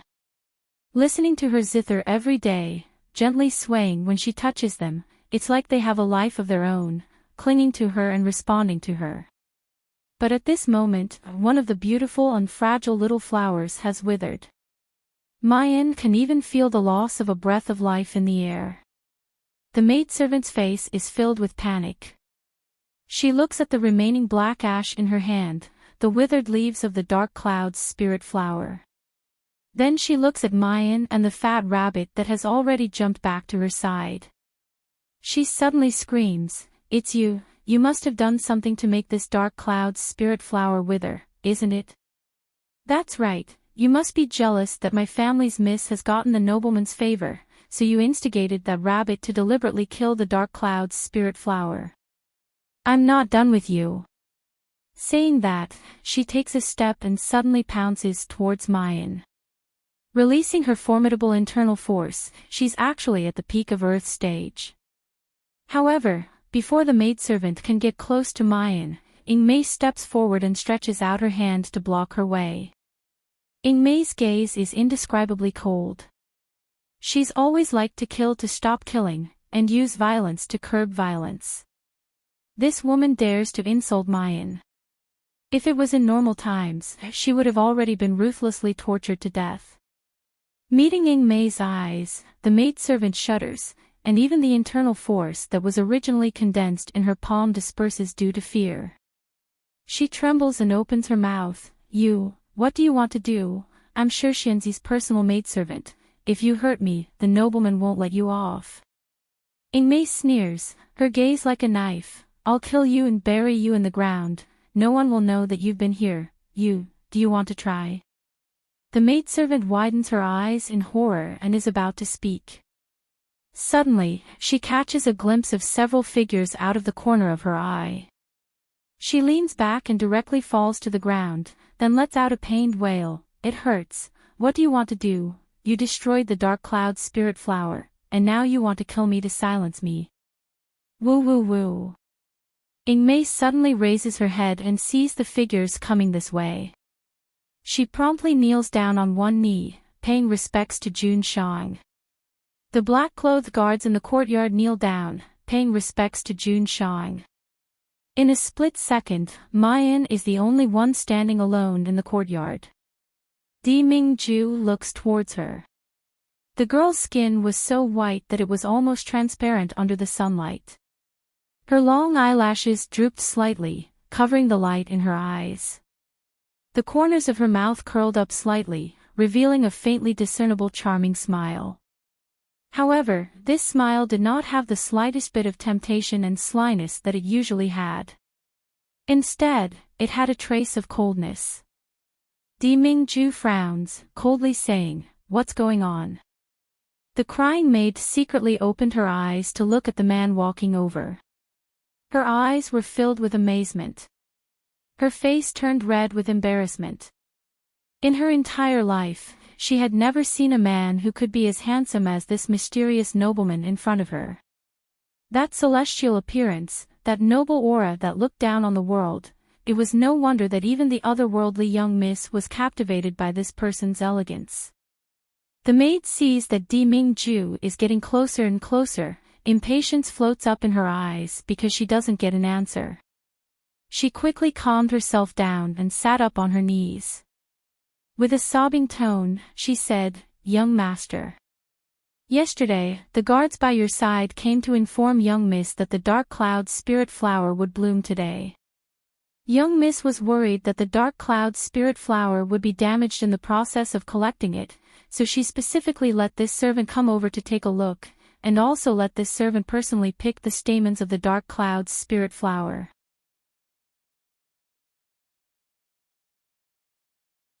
Chapter 332. The maid turns around and points indignantly at Mu Yen. It's her. She actually intended to steal the dark cloud spirit flowers, and even indulged her pet to trample on them. Although this servant hurriedly stepped forward to stop her, it was still too late. One of the precious dark cloud spirit flowers had already been killed by her. Saying that, the maid points to the withered dark cloud spirit flower, her tears falling even more fiercely. An appearance as if she had really suffered all kinds of grievances. Ingmei listens to her inverting black and white words, and her complexion turns somewhat pale with anger. But she has never been good with words, and the black-clothed guards in the courtyard are also taciturn people. Jun Shang, it's not like what she said, Miss June didn't. If it's not like this, then what? The maid yells, "Do you dare say that she didn't just want to steal the dark cloud's spirit flower? Do you dare say that you weren't threatening me just now, trying to kill me to silence me?" Ingmei's face flushes, her hands tightly clenched into fists, but she can't say a word. She has always been good at using her sword and fists to talk. But this time, the one being wrongly accused is Miss June. She will not allow it. Ingmei takes a step forward, about to speak, but a hand presses down on her shoulder. Mu Yen slowly steps forward, pats her shoulder, and shows her a faint smile. Then she casually looks at Di Mingju. "I destroyed the flower, so what?" Mu Yan's voice is bone-chilling. Even those peach blossom eyes, which are usually gleaming with light, seem to have condensed into frost. Di Mingju instinctively doesn't like to see such an expression on her face, and his brows slightly wrinkle. When the maid hears her words, she immediately shouts, "Gongzi, listen," she admitted it. "You did it on purpose, didn't you?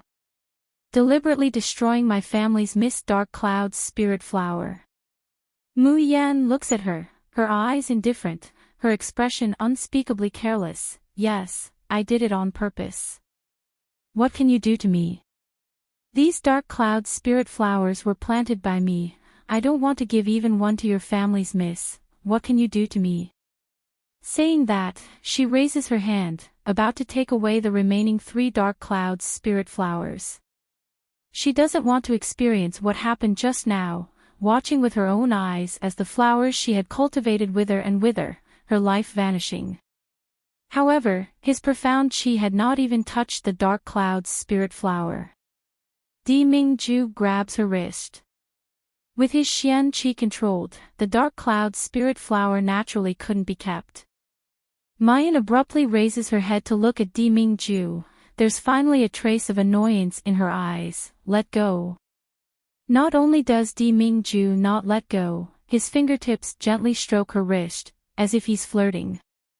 Be good. I still have use for these dark clouds spirit flowers. Obedient my ass. You want to use the dark cloud spirit flower that this lady painstakingly planted to please your lover. Di Mingju, do you want to die or do you want to die? The maidservant was startled by this scene. Wasn't this noble's attitude towards the gardener a little too intimate? Could it be that he was really seduced by this foxy gardener? Young master, this person deliberately killed the dark cloud spirit flower, you must not let her off easily. Di Mingju coldly looks at the maid, but doesn't say anything. At the side, Han Yi steps forward, beaming, oh, then what do you think we should do? The maid immediately says, the dark cloud spirit flower is something that Gongzi wants to give to my family's Mississippi. Which one of them isn't priceless? It's hard to find in this world. What's more important is Gongzi's feelings towards my family's Mississippi.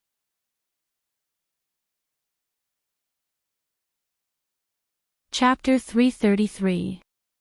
I think we should just make her compensate with a dark cloud's spiritual flower and whip her 100 times as a warning to others.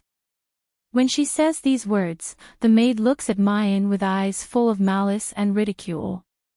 She was sure that this mysterious nobleman had a good impression of her young miss. Otherwise, why would he say that he would give such a precious dark cloud's spirit flower to the young miss? So what if this foxy gardener shamelessly tried to seduce people? Once the young miss made her move, it would be a piece of cake to deal with this thing.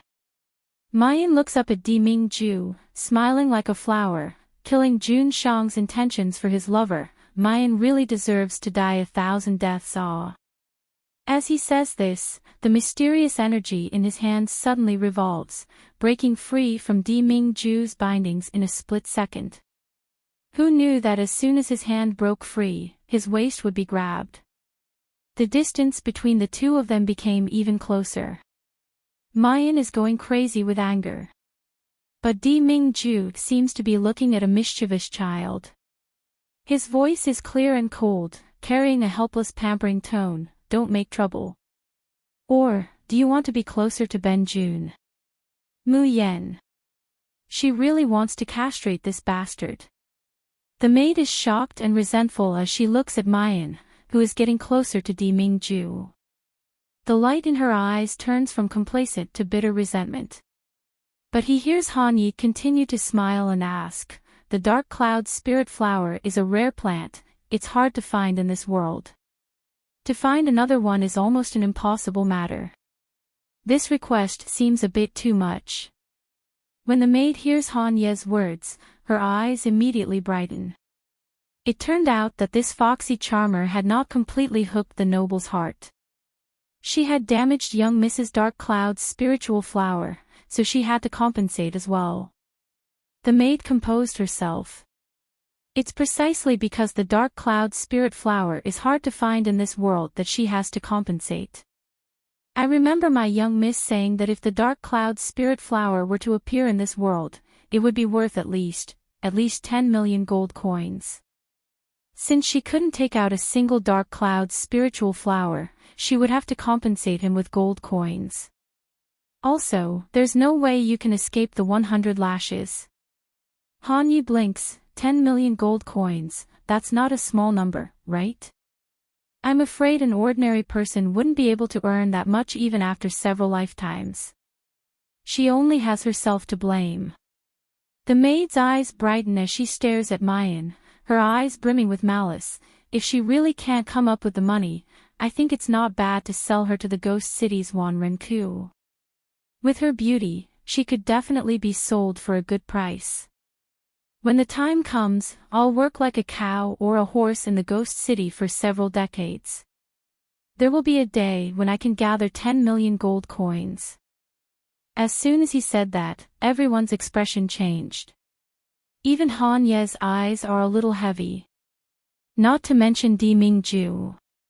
His eyes were already surging with a thick dark red killing intent. Ingmei thinks that Di Mingju really wants to punish Mayan because of the dark cloud's spirit flower. Bending a knee, he instantly knelt down. My lord, the dark cloud's spirit flower was killed by this subordinate. If there is a need for compensation, please let this subordinate do it. Please do not wrongly accuse Miss June. Mu Yen frowns and wants to step forward to help her up. But Di Mingju has already taken the initiative to release her, slowly standing in front of the already withered dark cloud's spirit flower. If you damage something, you should compensate according to the price and accept the punishment. It's very fair. The man's voice was bone-chilling, making everyone present shiver uncontrollably. But the meaning of those words makes the maid wild with joy. She even forgets to be afraid of that ruthless murderous intent in the air. She proudly looks at Mayan, waiting to see this woman's miserable end. But how can you prove that she was the one who killed the flower?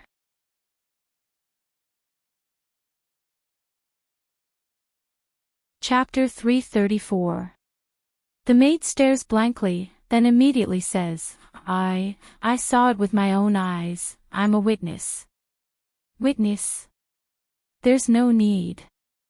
Di Mingju hooks up the corners of his lips, as if he's smiling.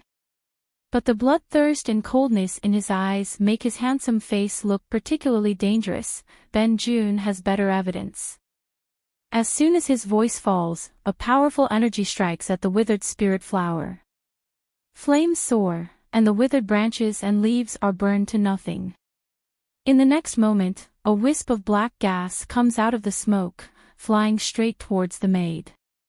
Han Yi sneers, I forgot to tell you, the spirit flower of the dark clouds was also known as the flower of the Holy Spirit in ancient times.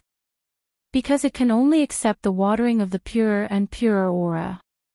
Before, what made the spirit flower of the dark clouds grow was the purest internal force in Miss June's body. Therefore, from then on, those whose aura isn't as pure as Miss June's, as long as they touch the spirit flower, the dark cloud's spirit flower will come into contact with the filthy energy and die. So for the past 6 days, no one in our courtyard has dared to approach the spirit flower of the dark clouds, and no one dares to touch it. The maid widens her eyes in horror. No, that's impossible. How can there be such a strange spiritual flower in this world? But she hears Han Yi continue, there's one more thing I forgot to tell you, the spirit flower of the dark clouds is a very vengeful flower. Because it only has 7 days to live, the spirit flower of the dark clouds treasures its time to grow. Therefore, once the filthy energy causes them to die, the withered flowers and leaves will lock in and strengthen the filthy energy. Once the flowers and leaves are completely burned or decayed, the filthy energy will return to its owner. The black smoke seems to have a spiritual nature, and pounces straight at the maid. The maid frantically tries to dodge, but she simply can't escape the black smoke. After a few short breaths, her face is completely wrapped up in the black smoke. Aw, aw, aw, aw. A mournful scream pierces the sky. The maid wails in anguish, desperately rolling on the ground. This kind of pain lasts for no less than a quarter of an hour, before the black smoke slowly dissipates, revealing the maid's pitch-black banana face. If one were to say, the maid's face could be considered pretty and pleasing, with red lips and white teeth. But right now, all that's left of her is a patch of blackness, even her teeth are black and yellow. Unspeakably ugly. She was even more like a village girl than a village girl. Pfft. Cough cough. One of the guards in black couldn't help but laugh out loud. He was so scared that he quickly held it in. Ha ha ha ha. Han Yi doesn't want to endure it at all.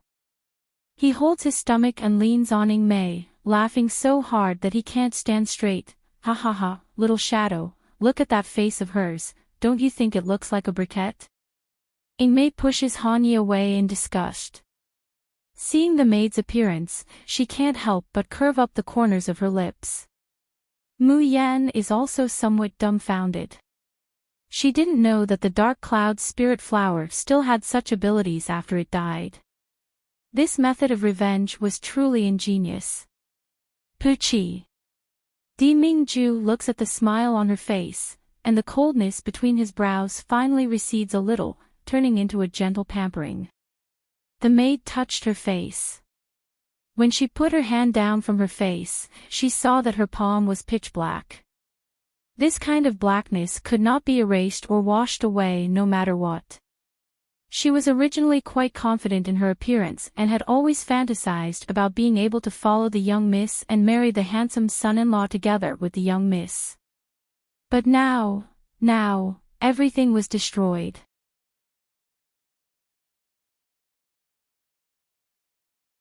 Chapter 335. Han Yi has already stopped laughing, standing in front of the maid in all seriousness. Well, now that the Dark Cloud Spirit Flower has been proven, it's time for us to calculate the issue of compensation. The maid widened her eyes and opened her black mouth, revealing a horrified and despairing expression. Han Yi smiles even more gently. Don't worry, we won't make things difficult for you, just do as you said just now. Either he took out a Dark Cloud Spirit Flower, or he had to pay 10 million gold coins. Oh, right, don't forget the punishment of 100 lashes. Miss, may I ask if what I said is correct? The maid's body was on the verge of collapsing. If one could still see the color of her skin at this time, one would probably see a pale face. No. Forgive me, I can't afford it. Han Yi lets out a regretful sigh. He clapped his hands together and said gently, but don't worry. Even if you can't afford it, we won't force you. As you said, it's very simple. If I don't have enough money, I'll just sell you to the 10,000 cave. It's just that your appearance. Han Yi looks her up and down at her mushy appearance. Oh, the flesh business is no good, but it's still pretty good to be a slave in the beast-fighting coliseum. After all, you also have an earth stage cultivation. Presumably, you'll be able to earn a lot of money from each match. There's still a long way to go. If he worked for a few decades, there would come a day when he would be able to pay off his debt of 10 million gold coins. Don't you think so? The maidservant couldn't hold on any longer when she heard this, and her eyes rolled back as she fainted. In the breeze, Mayan sits next to the Dark Cloud's Spirit Flower. As the sun set in the west, the Dark Cloud's Spirit Flower became more and more translucent. Its beauty was out of this world. But Mu Yan also knows that its short life has come to an end. In at most an hour, these flowers would completely wither and bear a pitch-black seed. Just like the two crystals left in her space, they had no vitality. Mu Yan sighs softly. In the end, she still reaches out and touches the sparkling and translucent petals, as well as the pink stamen in the center of the petals. The flowers swayed gently, as if expressing their affection and closeness to her. It also seemed to be telling him that he was fast. Their lives were like mayflies, short and helpless, but their short 7 days of life were more gorgeous than all the summer flowers in the world. Even if it was only 7 days, it was enough. Mu Yan gently plucks off the stamens in the center and carefully puts them into the jade box. The last ray of sunlight sank into the western sky, and the little flower withered completely, its life gone. Mayan raises her hand and gently waves it, collecting the dried leaves and seeds of the Dark Cloud's Spirit Flower into her space. Then he gets up and hands the jade box to Di Mingju. These few hours, she quietly looked at the Dark Cloud's Spirit Flower, unwilling to pick it. Di Mingju accompanies her at her side, not saying a word. Looking at this point, Mu Yan did not intend to argue with this man. After all, the seed of the dark cloud spirit flower was provided by Di Mingju. The dark cloud spirit flower was able to bloom because of Di Mingju. In the end, she doesn't have the qualifications to ask who Di Mingju wants to give the stamen of the dark cloud spirit flower to. You wanted the stamen of the dark cloud spirit flower, so we're even, right? Mu Yan said lightly. Di Mingju takes the jade box and immediately hands it over to Han Yi.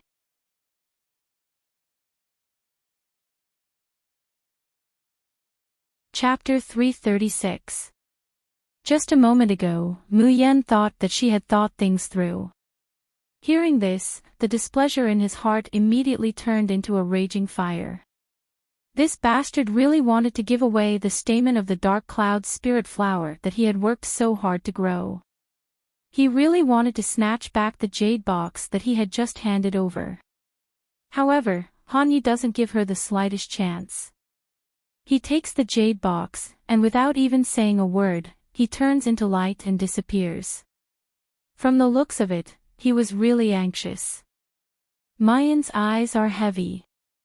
Without saying anything more, she turns around and leaves. She didn't care who this man was going to give the dark cloud's spirit flower to, she just wanted to see her baby. However, he had only taken 2 steps. Di Mingju's figure suddenly appears, blocking in front of her. Mu Yan narrows her eyes, her expression exceptionally unkind. What is Jun Shang doing? You wanted me to help you take care of your flowers, and I did. I also picked the stamen that you wanted to give to your little lover. Now that I want to leave, could it be that Jun Shang still won't allow it? Di Mingju's good-looking sword-like eyebrows wrinkle, there's a trace of doubt in the depths of his eyes. What little lover? Hee. Act. Keep pretending. Di Mingju stares blankly for a moment, then suddenly comes to a realization. You mean Shirlanling? How could she be? Suddenly, his voice paused. A trace of a smile appears in his eyes. He leans closer to Mayan and whispers in her ear, Mayan, hearing your tone, Ben Jun will think that you are jealous. Jealous my ass. Mu Yan's face flushed red and she almost roared out loud. Looking at the man's smiling eyes, she felt even more annoyed when she saw her own angry look in his icy blue eyes. Pushing the man's face away, Mu Yan coldly says, It's your business how you like to fantasize, I'm not interested. Right now, I just want to leave. Juanshang Darren wouldn't go back on his words, right? Di Mingju clasps her wrist and forcibly pulls her to his side. Wait 1 more day. After 1 day, I'll definitely let you see Xiao Bao. Why should I wait another day? Mu Yan coldly says, Don't forget what you promised. As long as I grow the dark cloud spirit flower, you'll let me go. Before she could finish her sentence, the world in front of her started spinning. Di Mingju lifts her up again, hanging her on his shoulder. It was as if he was carrying a sack. Di Mingju. Mayan almost roars, You're going back on your word, you're shameless. The man stretched out his hand and gently patted her perky butt. His ears were suspiciously red. The voice that came out was still as cold as ever. No matter what you say, I won't let you leave before tomorrow night. I don't want to be sold to Wan Renku, and I don't want to be whipped 100 times. Please help me plead with the noble. The maids who were scorched from head to toe knelt in front of Shirlanling, crying bitterly as they begged. Opposite the maids sat a beautiful and refined woman dressed in white. Hearing the maid's pleading cry, the woman's eyebrows furrowed slightly. Her cold and otherworldly face immediately had a hint of gentleness and beauty, as if she was being held in her hands. She was indescribably delicate and lovely. What exactly happened? I told you to go pick the stamen of the dark cloud's spirit flower. How did you end up like this?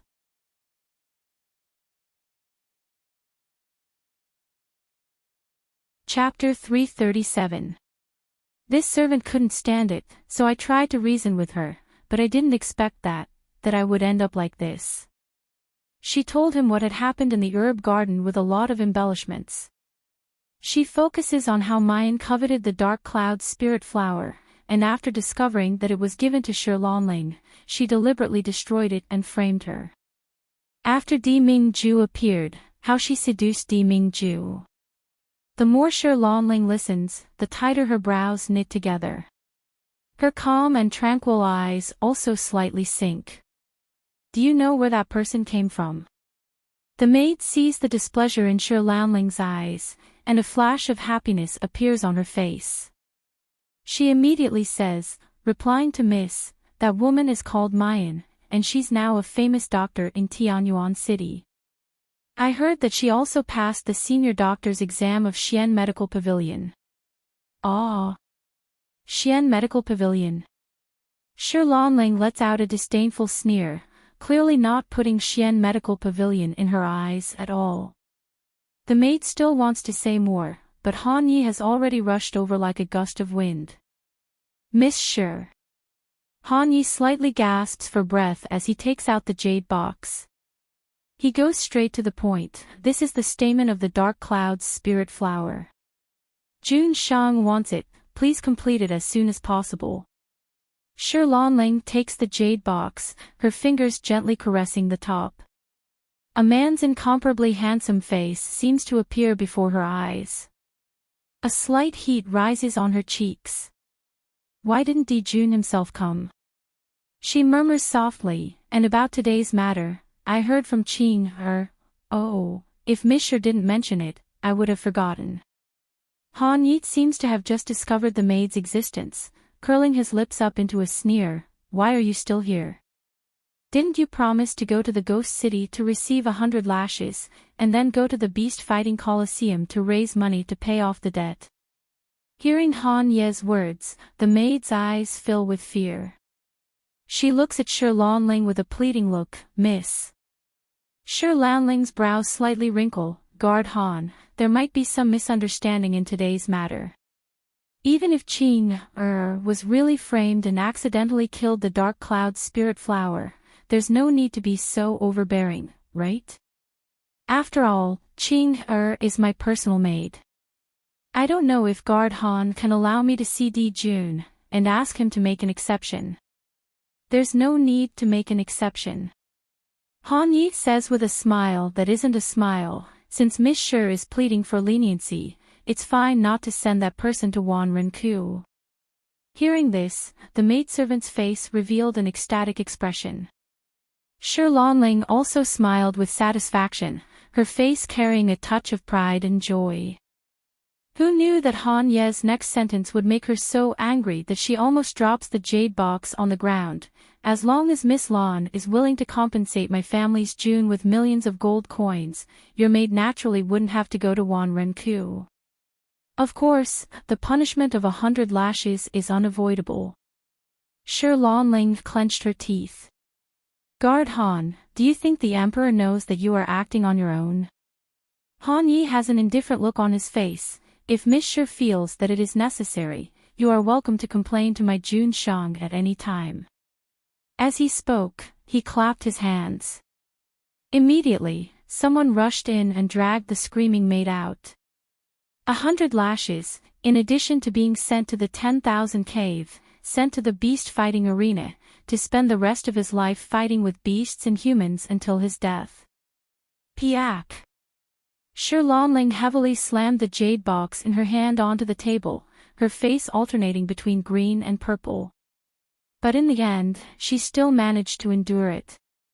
Han Yi once again put on a smiling and gentle appearance. Miss Shir, 3 stamens of the dark cloud spirit flower, it wouldn't be a problem to refine at least 9 orifices golden dan, right?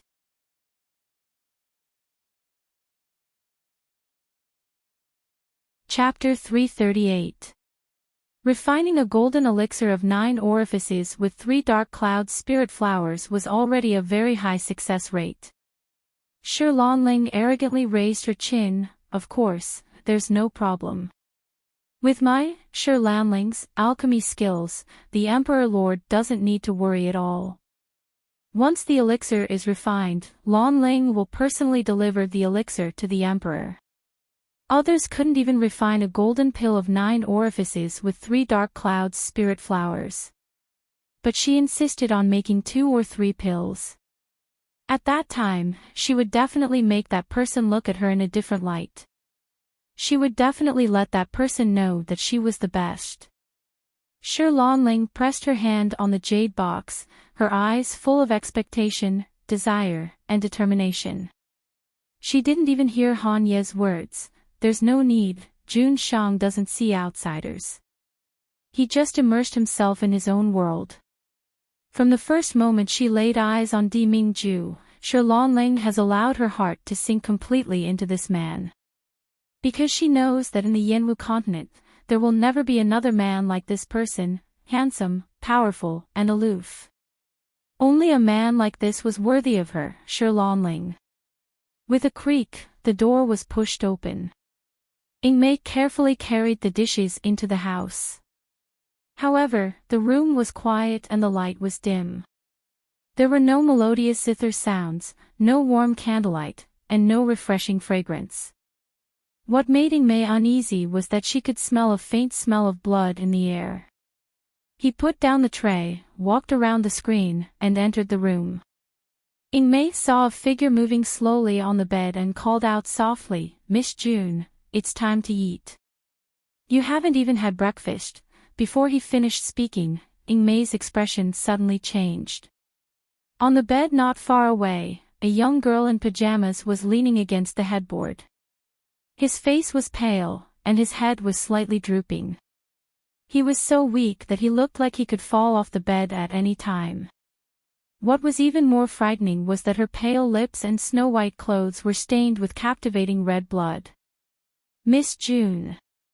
Ingmei turns pale with fright and rushes over to help Mayan, whose life or death is unknown. She pinched her slender, jade-like wrist with her fingers and slowly injected spiritual energy into it. It had been a long time since Ingmei had been so afraid. His hands were ice-cold and his body was trembling slightly. He was afraid that something might happen to Mu Yen. However, as the spiritual power gushed out, she felt that her eyelids were getting heavier and her consciousness was getting more and more blurry. His body began to sway uncontrollably. Ingmei struggled to open her eyes, but she couldn't control her body. She suddenly realized something. Raising her eyes with difficulty, she saw the young girl who was on the verge of death a moment ago. Her long eyelashes fluttered and her eyes shone with a crafty light. The corners of her lips curled up, revealing a charming smile at her. Ingmei's first reaction was, "Fortunately, Miss June is fine." Unable to hold on any longer, he fainted. Looking at the young man, who has fallen asleep in her arms, Mu Yen cupped her hands guiltily towards her. "I'm sorry, Ingmei, I'll borrow your identity first. When I see my baby, I will definitely come back to treat your illness and maintain your figure." Mu Yan's speed is very fast, and she directly changes clothes with Ingmei. In the mirror, the black-clothed youth's face couldn't be seen clearly under the shadow, but the cold temperament around him was exactly the same as Ingmei. He believes that as long as he doesn't look closely, even Han Yi, who is most familiar with Ingmei, wouldn't be able to recognize him.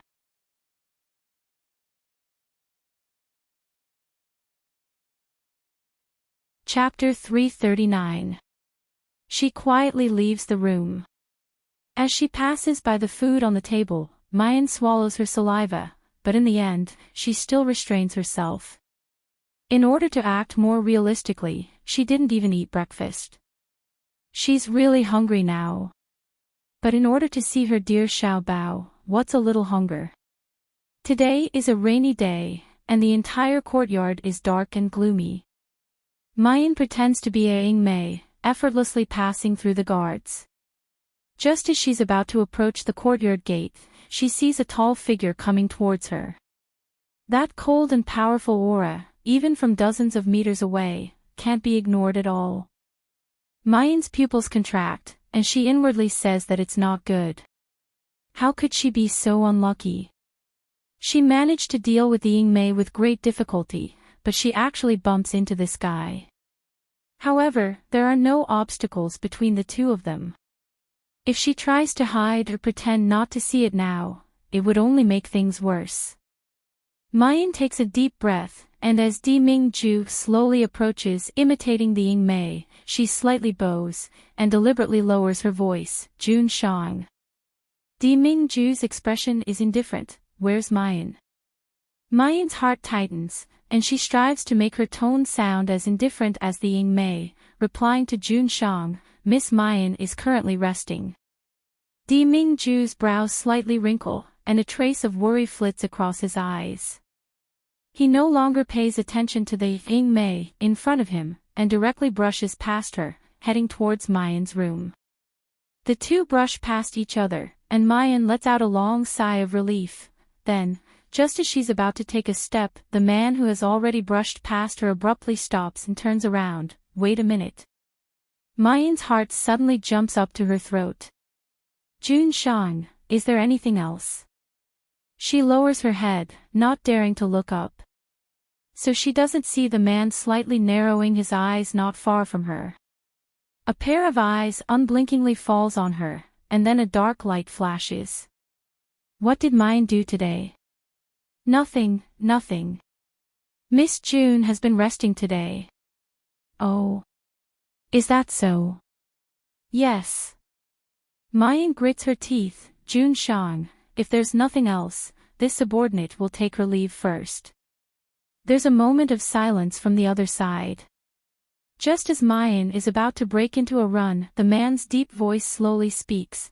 Go prepare, Ben Jun wants to take a bath. What the hell? Mu Yan cursed in her heart, wishing that she could chop the man in front of her into 8 pieces. Bathing was one thing, but he actually needed someone to serve him. Did this man know that Yingmei was a woman? He asked a woman to help him bathe. This shameless hooligan. Pervert. However, ridicule is ridicule. Mayan knows that in front of Di Mingju, even if she exerts all of her skills, she still wouldn't be able to escape. Rather than being exposed now and being caught again, it would be better for him to go back. She might as well go to the hot spring with this man. Take a bath. I need to take off my clothes, right? You need to take off your pants, right? When the time comes, Di Mingju will strip naked and break into a run, conveniently taking his clothes along the way. Could it be that he would chase after her naked? Thinking of this wonderful idea, Mayan's state of mind calms down quite a bit. Even when Di Mingju opened his mouth to let her undress, she could even brace herself and do it. Hee, isn't it just undressing?